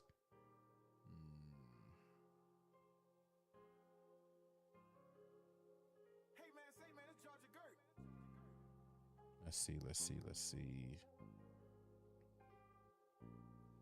State calls first young witness. The judge has asked none of the youth who testified be identified. The witness, 17, was a track athlete at Memorial High School. It was pouring down rain at first, he told jurors, and that's why the boys' team returned to the tent. He said he saw Anthony and another Memorial student dap up, greet each other. Okay, Anthony and another Memorial student dapped up and greeted each other. The witness said he told Anthony to leave the tent. He said he also remembers Austin Metcalf telling Anthony to leave. The witness heard Anthony say, "Touch me and find out." The witness testified Anthony was asked to leave the tent about 15 times. He said no one tried to mob up on him. The witness said there was minor pushing for a couple of minutes. He told jurors that Austin Metcalf, KARMELO Anthony were both angry and aggressive. So now, here we go. Somebody actually said he was angry and aggressive. While you have people out here saying that, hold on, let me look. Let me look at this shit.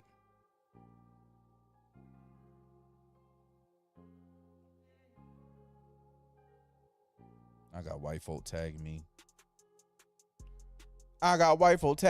About this shit. Because I've been on their neck. On their neck like a trampoline. Damn, where's that shit at? I wonder if that post has been deleted. Like it's been deleted.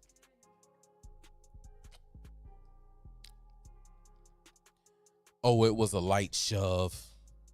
He wasn't aggressive against KARMELO. Fuck out of here. Anybody with a brain can see that that boy was being aggressive. The witness said it didn't seem like Metcalf wanted to fight. Anthony had his hand in a backpack in his lap. Which means that Anthony was sitting down if the backpack was in his lap.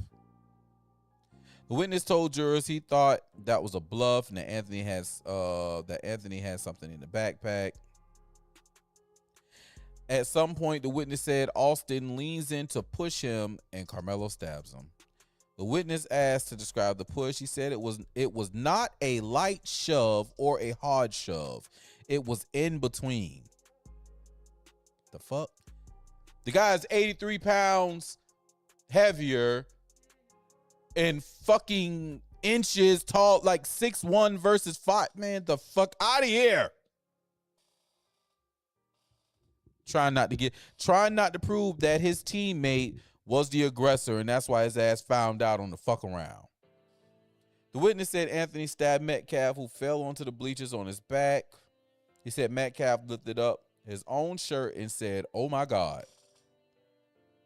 The witness said Anthony was outside the tent during the altercation.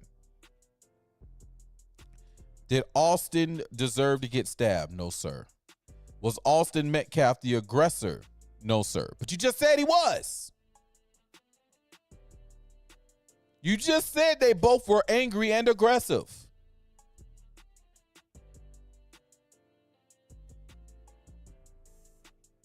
The witness said Anthony was getting upset after he was told to leave. No, wait, hold on. Wait. Cross-examination, defense attorney Toby Shook questioned the witness if Anthony and a friend were outside the Memorial High School tent. What's wrong with that? The witness said because of proximity to the tent. The witness said Anthony was getting upset after he was told to leave. He said the back and forth only lasted 2 minutes and reiterated that both Anthony and Metcalf were aggressive. They both were aggressive. But you said that he wasn't. You just said he wasn't the aggressor. Sir, in order for one to be aggressive, they have to be an aggressor. But I forgot, you're in high school and you're stupid as fuck. There's probably people who are going to be like, oh my God, bro, how could you? They witnessed. I don't give a fuck. I saw a nigga get his fucking head blown off in high school. Fuck you talking about? I went to Beach High School. Bitch, I went to Savannah High versus Beach High games. Do you know what the fuck we dealt with? Huh? Fuck out of here, man. No, fuck out of here. Am I sympathetic? Do I have PTSD? Yes. Yes, I do. But this is bullshit. This is bullshit. And you need to be able to read through the bullshit.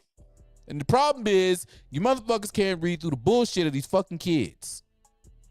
And that's why your kids is doing teen takeovers and all this fuckery. Because you can't read through the fucking bullshit. We're going to talk about some more teen bullshit after we get through this shit. Because we got some more.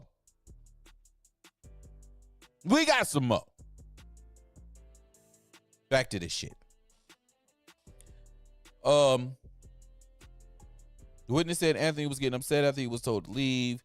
He said the back and forth on the last 2 minutes and reiterated that both Anthony and men were aggressive.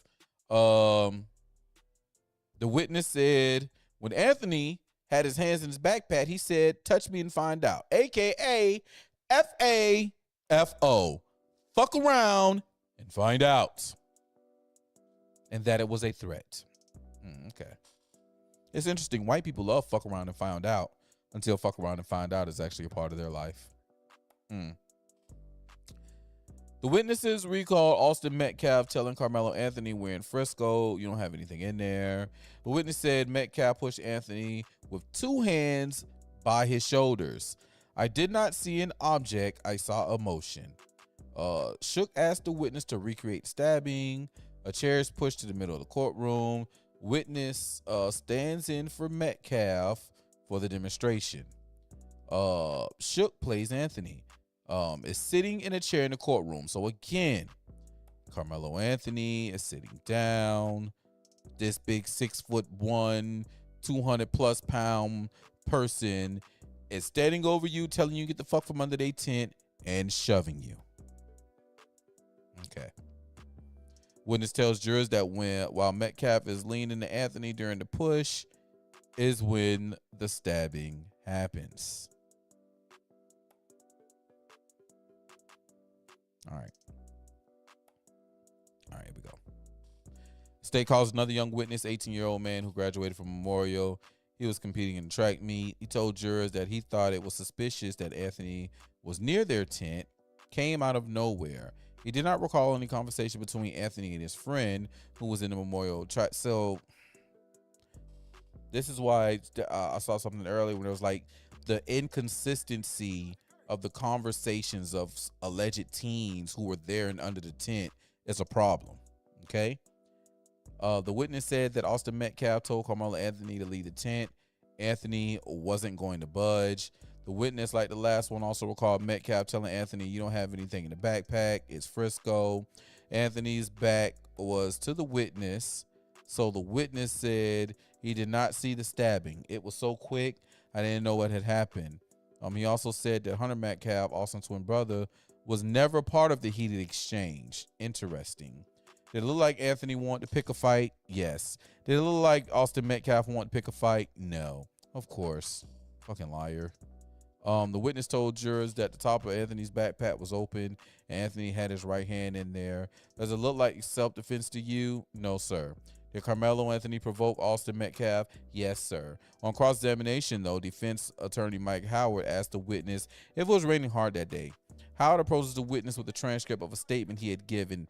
In it, the witness had said Anthony had told a joke. The witness testified that Metcalf push on Anthony was a lineman move, an inward and upward motion. So his ass is fried. Because you already told us it was raining. What do you mean he didn't have anything? He shouldn't have been under the tent. It was raining. Fried, motherfucker. Fried. Testimony resumes after afternoon break. State calls next witness, 16-year-old who ran track for Memorial. The witness said Anthony walked up and sat in our tent, and I was questioning why is he at our tent. Anthony said a few words to his friend, then described the altercation and the stabbing. The witness said Metcalf and Anthony were frustrated, and then it escalated. The witness said Metcalf lightly pushed or nudged Anthony. That differs from the last witness who said it was a two-handed push. This witness said Hunter Metcalf was right next to his brother Austin, which is contrary to what other witness testimonies that Hunter was closer to the bottom of the tent and not part of the scene. This witness said Anthony walked, then jogged, then ran after the stabbing. He was calm, the witness said, but also he was trying to get away. The witness said he helped point him out to the Heritage coaches on cross-examination by Toby Shook. The witness said Anthony was one row above Austin Metcalf, and Anthony was sitting when he was pushed, and that Anthony was not knocked off balance. State's next witness, a 17-year-old who said his sister also witnessed stabbing. He told jurors Hunter Metcalf was several bleacher steps behind his brother Austin. Each young witness has not been very consistent as to where everyone was located at the tent. They lying, boss. Fifth young witness of the day went to Liberty High School and heard the commotion in the memorial tent. The witness recalled hearing Carmelo Anthony saying, "If you want me to move, you're going to have to move me." The witness did not see Anthony. Prosecutor asked the witness, who is a black woman, if this was about race. She said it is not. Yeah, sure, you're right. In an earlier statement of authorities, witness said Anthony, he wanted to, what? The witness said Anthony said he wanted to beat Austin Metcalf in a race. The witness told jurors she may not have heard that and that it may have been more of a rumor. So this is a hearsay rumor-filled bitch. The sixth young witness took the stand for the prosecution. He too was at track meeting 25 and recalled Anthony say, "Touch me and see what happens." The witness said he saw Anthony with his hand in his backpack. The witness said he felt Anthony might be holding something because he saw the veins on Anthony's hand while in the backpack. The fuck? That doesn't make sense. The witness said Metcalf pushed Anthony with two hands but called it a touch. He said it's something similar to a lineman move. People do. No, I don't want that. I don't want that just yet. I need this.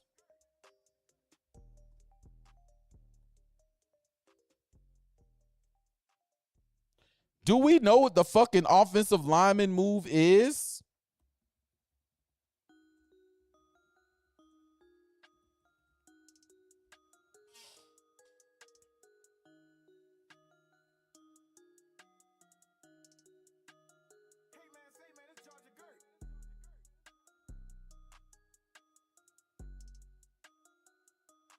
O-line, here's how to stop the bull rush. Dan Skipper, number 70, is like the tallest tackle in the NFL, so he knows bull rush is coming, and he's got a plan. He's got good inside hands, but he's going to hop and anchor and sink.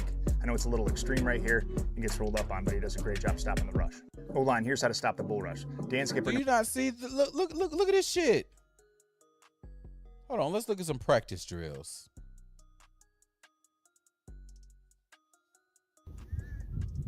All right. Ready, go. All right. Does that look like a light push? Ready, go. Does that look like a light push? Huh? Jesus Christ, peas and rice.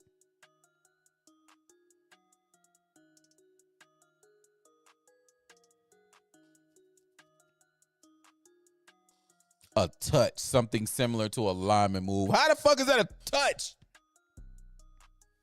Cross-examination, defense Mike attorney Mike Howard is trying to ascertain where everyone is under the tent, as witnesses have not been consistent. Howard also asked the witness about Metcalf push of on Anthony. The witness characterized it as a grab. Now it's a grab.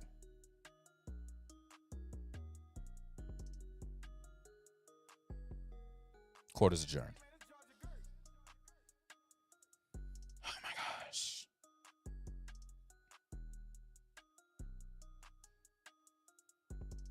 So in summary, it's raining. There's only one tent. Carmelo Anthony sees a friend, goes under the friend's tent, hollers at him, just like any other. Like he does a nigga move. Boy, that's a tent. Boy, I see the homie under there. Boy, I'm about to goddamn go speak to the homie. I'm about chilling. Under this tent in this rain, boy. Well, what up, boy? What's good? Bop, bop, bop. Yeah, man, everything good, man. Yeah. I'm about to sit down, boy. I'm about to goddamn kick shit, boy. That's what it is. Hey, man, you ain't supposed to be under here, cuz, man. Fuck you, cuz, man. It's raining, man. Fuck you talking about, man. Shit, I'm in this bitch. Hey, man, you ain't supposed to be under here, man. What are you doing, man? Fuck you, man. It's raining, man. In comes Super Crackler. Hey, man, you ain't supposed to be up under here, boy. You got to get the fuck from up under my tent. Boy, you going to have to make me. Boy, I'm telling you, you got to get up under here. Boy, all right, boy, don't touch me, boy. Touch me again, boy. See what happened, boy. You ain't gonna do nothing about it, Pop. Oh, shit, I got shanked, nigga. I got shanked.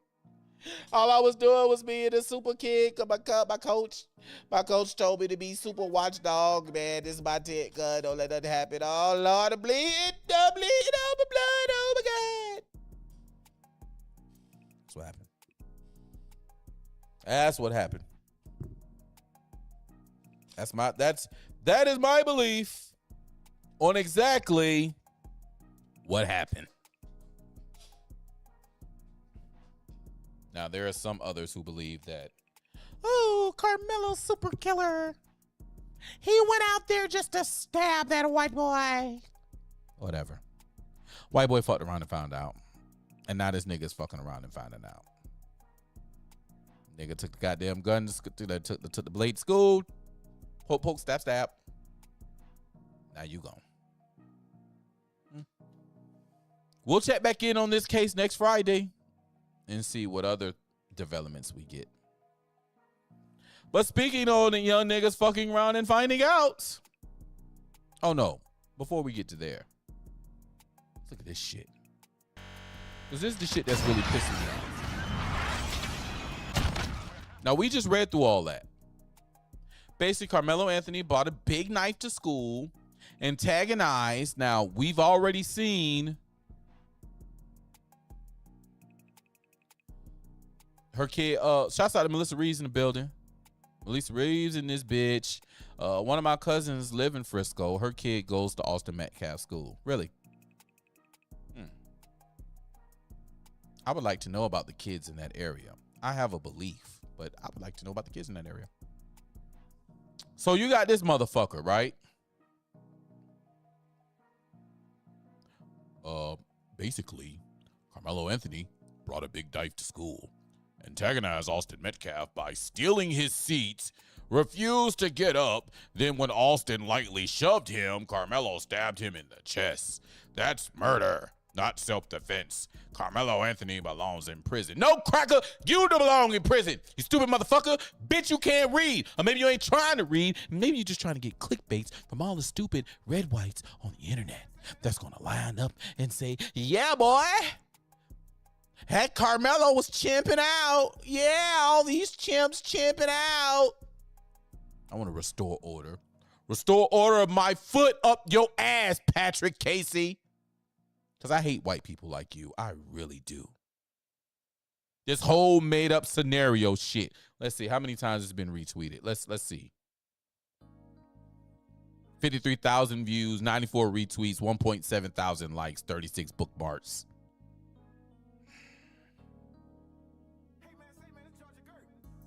Now, mind you, we just read through all the testimony so far. 3.5 inches. It's a regular pocket knife. It's not a big knife. Okay. Stealing his seat. Steal his seat. He was sitting under his tent. And he felt like super guy. You don't belong under my tent, boy. Fuck out of here, man. Tired of this shit. I'm tired of them honkies. But you know who else I'm tired of other than them honkies?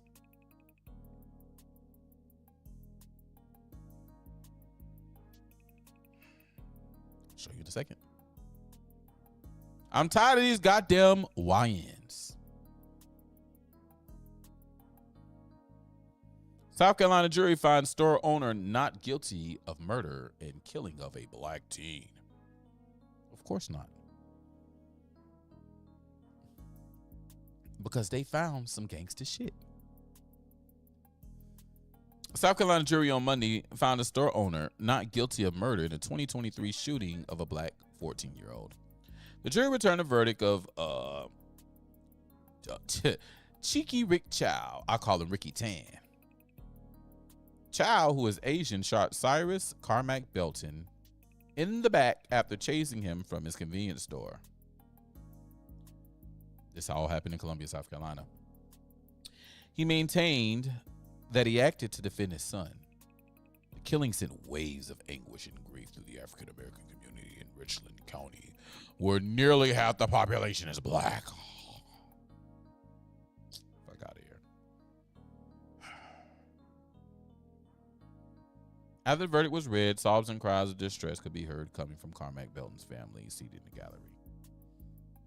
My heart goes out to them, but the 14-year-old kid should not be roaming the streets of Columbus or South Carolina with a semi-automatic pistol loaded and ready to fire. And that's what got Ricky off.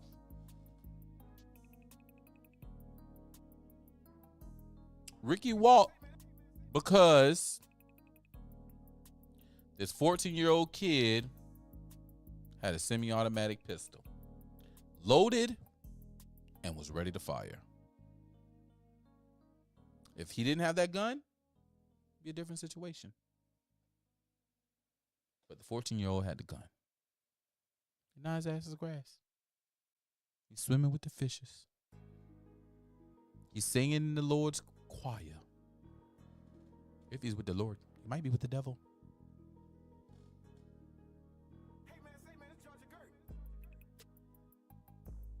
You need to get your YNs. Get your kids. There's particular decorum. Austin Metcalf. His ass is grass. He's cow food now in the great state of Texas. Because he decided he wanted to touch somebody.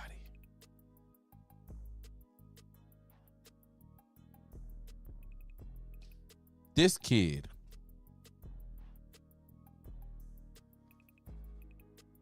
he wants to have a pistol. He want to be grown.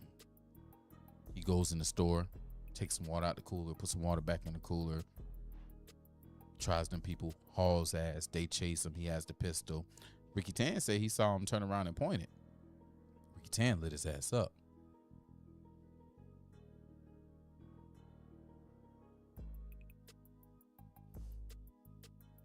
So here's the problem, Royal, right? Royal says, I don't know the whole story. Did he really have a gun on him? When the son was cross-examined, he said the boy never turned around to engage them.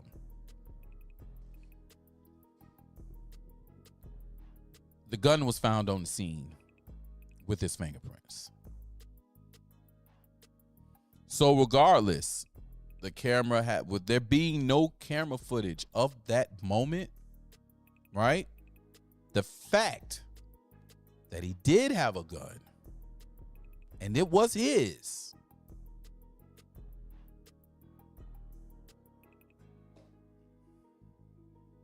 it's your word against mine. And your word is dead. Because you dead. My word is the only word that is standing. But I do have you dead with a pistol near your body that is yours. That gun could have very well fell out of his pockets while he was running. And Ricky said, gun, and shot that nigga. Pow. And Ricky said, hey, look, boy, that nigga pulled a gun and he pointed it and I shot him. And when I shot him good. And the gun just flew out his hand. Oh.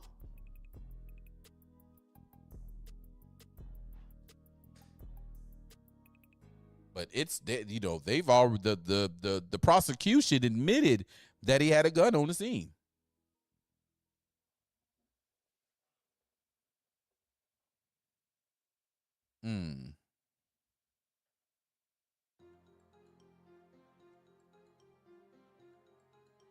See, here it is right here.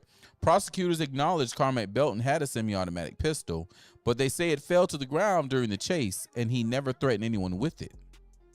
Prosecutors said Child chased the team more than 130 yards. See, what they don't say is how far the gun was away from his body. You know why the prosecutors don't say that? Because it's within the range of more than likely, oh yeah, I seen that shit and I shot him and it flew out his hand, but he had that bitch.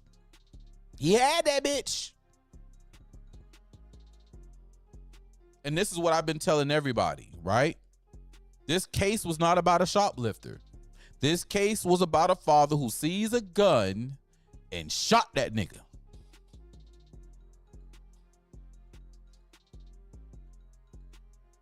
Andy Child, and then I don't know, bros, because this says Andy Child testified that Carmack Belton pointed the gun at him. So I don't know. Again, there's a whole bunch of shit coming out from all these fucking cases. You got a bunch of TikTok fuckers who want clicks. You know what I'm saying? Ultimately, they are stoking this race war. They want this shit so bad. They need this shit. We can't afford to give it to them. Can't afford to give it to him. So he had a gun. He had a gun, and that's all she wrote. You goddamn right. Them Chinese do not play. They don't play. Them niggas tell you your food be ready in 10 minutes. Psh, your food ready in 10 minutes. They don't play no games. Anyway, guys, hit the like button if there's a like button. I know there's no like button on Kick, but you know, if you like what you see, you can always share the stream. Share the streams, man. Gift some subs. Go ahead and gift some subs. Get some people up in here. Let the folk know what's up, man. We got to get them sub numbers up too, man. We got to get them sub numbers up on Kick. I really would like to be Kick full time. I would love to be over on Kick, and that way I can do a lot more things. We can have a lot more talks. We can have a lot more music played. I would love to get away from YouTube. So yeah, let's get them Kick numbers up, man. Go ahead and make a Kick account and subscribe to Pro2kall over on Kick, man, or follow me on Kick. If you want to subscribe, you can subscribe. I think it's like $5 a month. Like, you know, just a little cup of coffee. A little cup of coffee. Ain't too much. Ain't too bad. You know what I mean? Oh, man. All right. What else we got? Oh. Let's laugh a little bit before we get into the main meat and potatoes.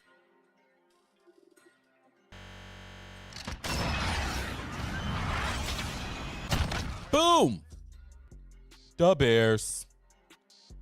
Chicago Bears Board of Directors votes to advance stadium development in Hammond, Indiana. The Bears are going to Hammond, Indiana.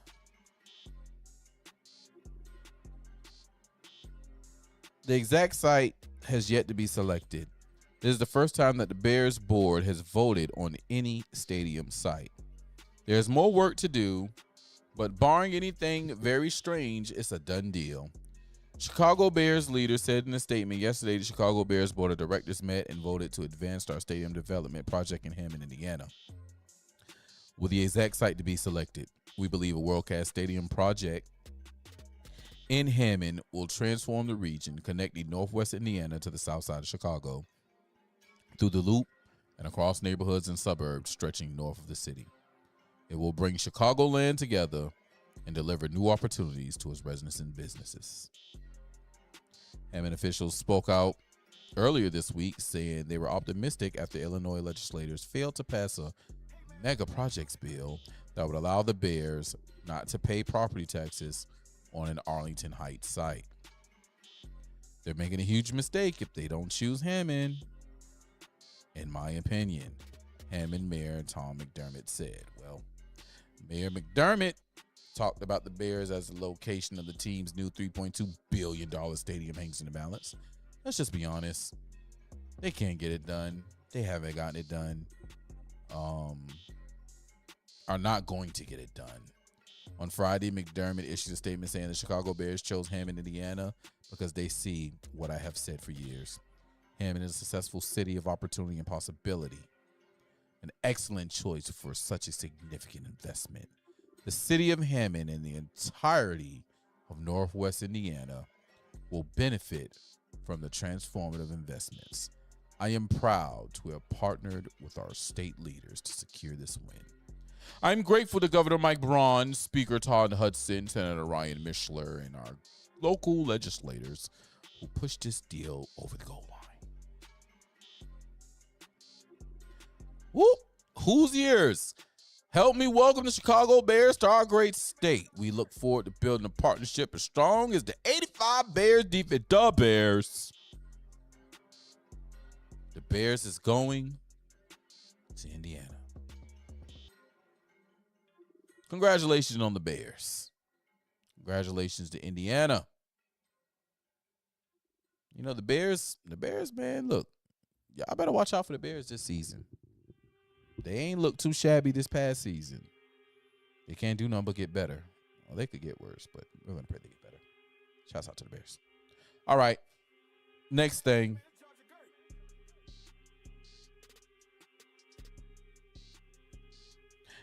Trump. Maybe we'll never take it down. Trump compares the White House UFC arena to the Eiffel Tower. Says it could be permanent. The trolling is phenomenal. President Trump is floating the possibility of keeping the UFC arena on the White House South Lawn, built for a series of fights on his birthday and Flag Day, permanently. In a video posted his official TikTok account, Tuesday evening, Trump sat in the Oval Office and said that the Eiffel Tower in Paris was supposed to be a temporary structure, but their friends kept it up, suggesting that the UFC arena is quite attractive to a lot of people, so maybe we'll never take it down. Come on, bruh. Stop. Damn. You get the fuck out of here. Well, they never took it down. And you know, we're building something in front of the White House that's quite attractive. A lot of people. It's really going to have the big UFC fight on June 5th, 14th. And I'm looking at it, and maybe we'll never take it down. The Eiffel Tower was constructed in 1889 for the 1889 World Exhibition and was only meant to stay up for 20 years until 1909, according to the Eiffel Tower's website. Yet the tower's architect, Gustav Eiffel, fought to keep the tower intact, according to the website. UFC Freedom Fights 250 will take place on June 14th and feature a lightweight title matchup. And I think a couple of heavyweights as well. The arena is visible from the White House North Lawn, cresting over the historic West Wing and executive residence. The White House South Lawn, where the arena is located, is a place often utilized by presidents.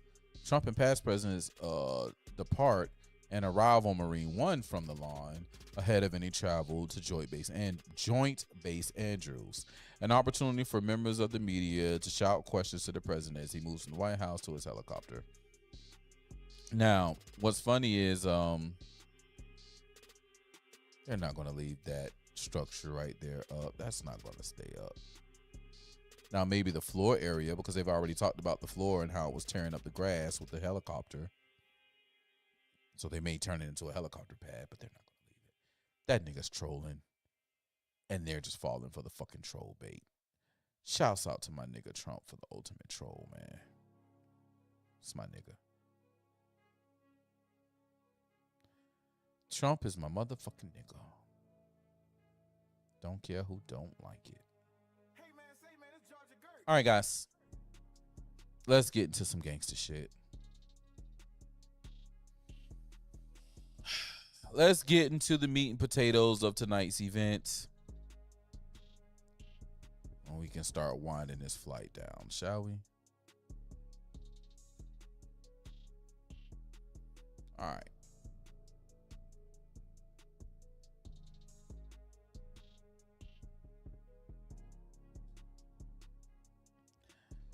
Press release, May 18, 2026. The Justice Department announces anti-weaponization fund. This is for immediate release. Part of the settlement agreement in President Donald J. Trump versus Internal Revenue Service. The U.S. Department of Justice today announced that as part of the settlement agreement in President Donald J. Trump versus Internal Revenue Service, the Attorney General established the Anti-Weaponization Fund to provide a systematic process to hear and redress claims of others who suffered weaponization and lawfare. The plaintiffs in this case, President Donald J. Trump Jr., Eric Trump, and the Trump Organization, filed suit against the Treasury and the IRS in the Southern District of Florida federal court following the leak of their tax returns. Per the settlement, plaintiffs will receive a formal apology but no monetary payment or damages of any kind. They have agreed in exchange for the creation of this fund to drop their pending lawsuit with prejudice and also withdraw 2 administrative claims, including for damages resulting from the unlawful raid of the Mar-a-Lago and Russia collusion hoax.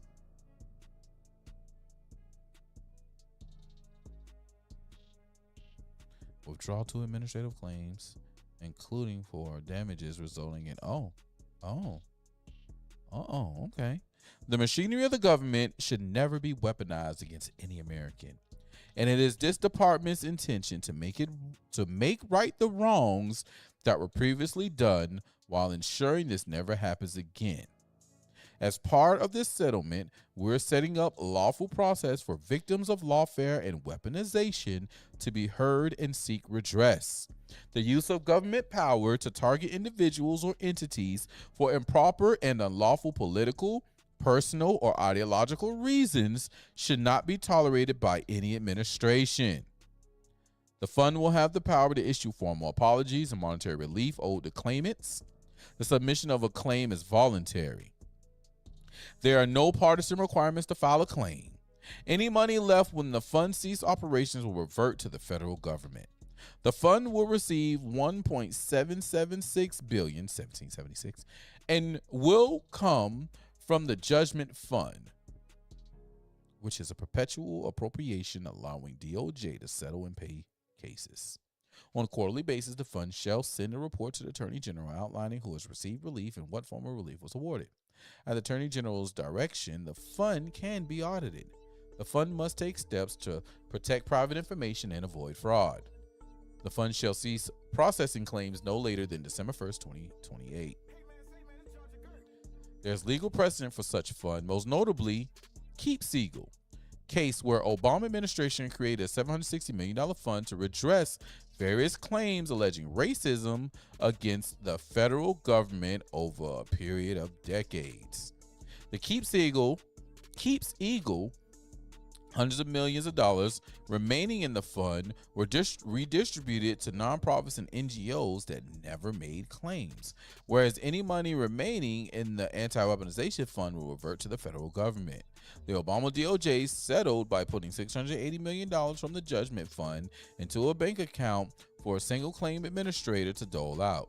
In Keep Siegel, the remaining money, which ended up being over $300 million, was distributed to the entities that had not even submitted claims. The fund will consist of 5 members appointed by the Attorney General. 1 member will be chosen in consultation with congressional leadership. The president can remove any member, but a replacement must be chosen the same way as the replaced member was selected. So, did anybody hear that this was specifically for January 6th? Did anybody hear that? Because, you know, that's all we heard was J6 slush fund. That's all they said on the news. J6 slush fund. J6 slush fund. J6 slush fund. But really, all this was the Trump administration listening to Pro2kall. This was the Trump administration listening to yours truly. Now, I want you guys to understand, this video was streamed 2 years ago, January 21st, 2024. All right? January 21st, 2024. Y'all see that? There it is. January 21st, 2024. The Trump administration is listening to Pro2kall. What'd you say, Pro? So, the question is reparations good for America moving forward? On its face, absolutely. Reparations is a repairing, right, of a people, whether it's for damages done by health, given by, medicine that they knew was bad, right? Whether it was for times of war, whether it's for an accident someone had, right? Reparations is repairing someone for some type of damage that was done by another.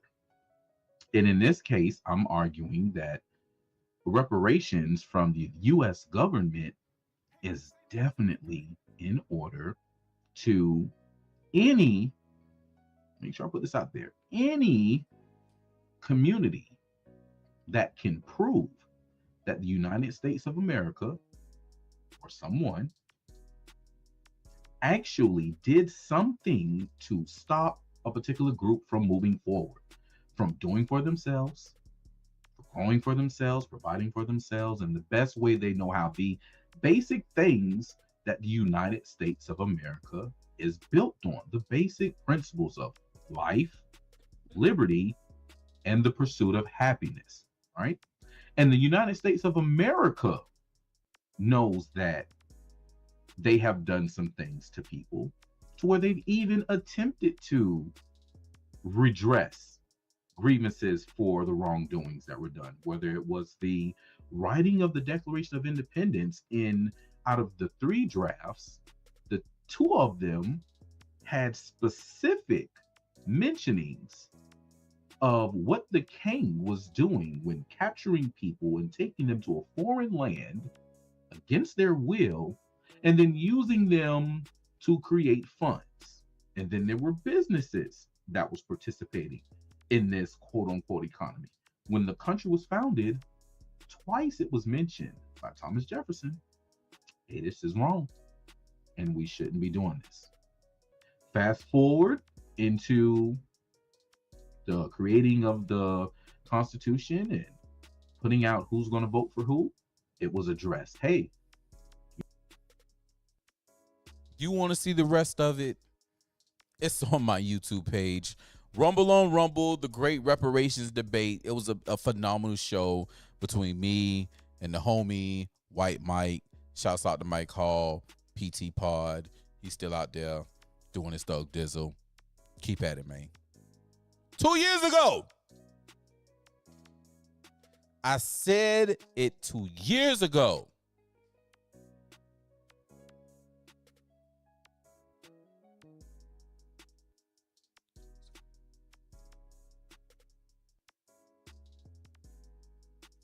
Trump team paying attention to Pro. Trump team's paying attention to Pro2kall.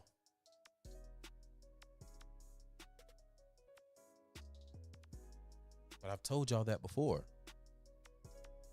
They see me. They know what I'm doing. They know what I got going on. But I'm too rough around the edges. I'm not stomachable for most crackers. Trump a real nigga. But he knows the people that are around him. I'll take mine where I can get it. Send me a little check, though. Send me a little check. Send me a little check. But guess what, guys? Guess what the fuck happened?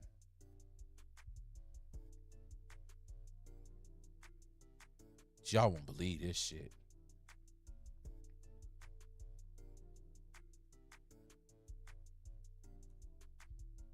Y'all won't believe this shit.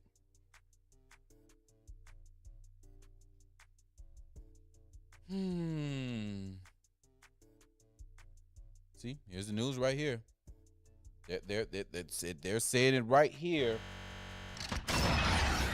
Fortune. Trump retreats on $1.8 billion slush fund for DOJ after rare Republican resistance. Republicans and Democrats alike. They don't want you to get reparations, guys. They don't want you to prove that the government is actually attacking people. They don't want that shit approved because that shows their culpability. The Trump administration is scrapping plans for a $1.8 billion fund that would have compensated allies of Republican president, the Justice Department top official said Tuesday, in retreating from a program that faced a fierce political backlash that had threatened to stall key elements of the White House agenda. We're not moving forward with the fund, period, Todd Blunt said. Not moving forward ever? Correct. You see that? The fear of especially complicated matters in the Senate where Republicans defiantly left town nearly 2 weeks ago without passing legislation to fund President Trump's immigration enforcement. The 1.7 anti-weaponization fund was established last month to resolve Trump lawsuit against the IRS over his tax returns. The Justice Department has said it was appropriate measure to correct the officials have insisted was the weaponization of federal law enforcement during Biden administration. That's not what it said. We just read it. We just read it. The administration has said that anyone who felt unfairly persecuted could apply for compensation regardless of political affiliation. But Blanche's refusal to publicly foreclose the possibility that people convicted of crimes, violence in January 6th riot could get payouts alarmed lawmakers. A 5-member commission was to have been responsible for deciding on the payouts. Though no commissioner had yet been named, the criteria for eligibility remained unclear. They already told you what eligibility is. So, again, Republicans and Democrats came together and said, fuck your reparations, niggas. Fuck your reparations. And there it went. I blame you niggas. I blame you niggas for taking this narrative of, oh, the J6 is J6 money, J6 money, J6 money. And you niggas didn't read. You didn't read, and now your YNs are running crazy. And you around here talking about spend that shit, looking for scamming people.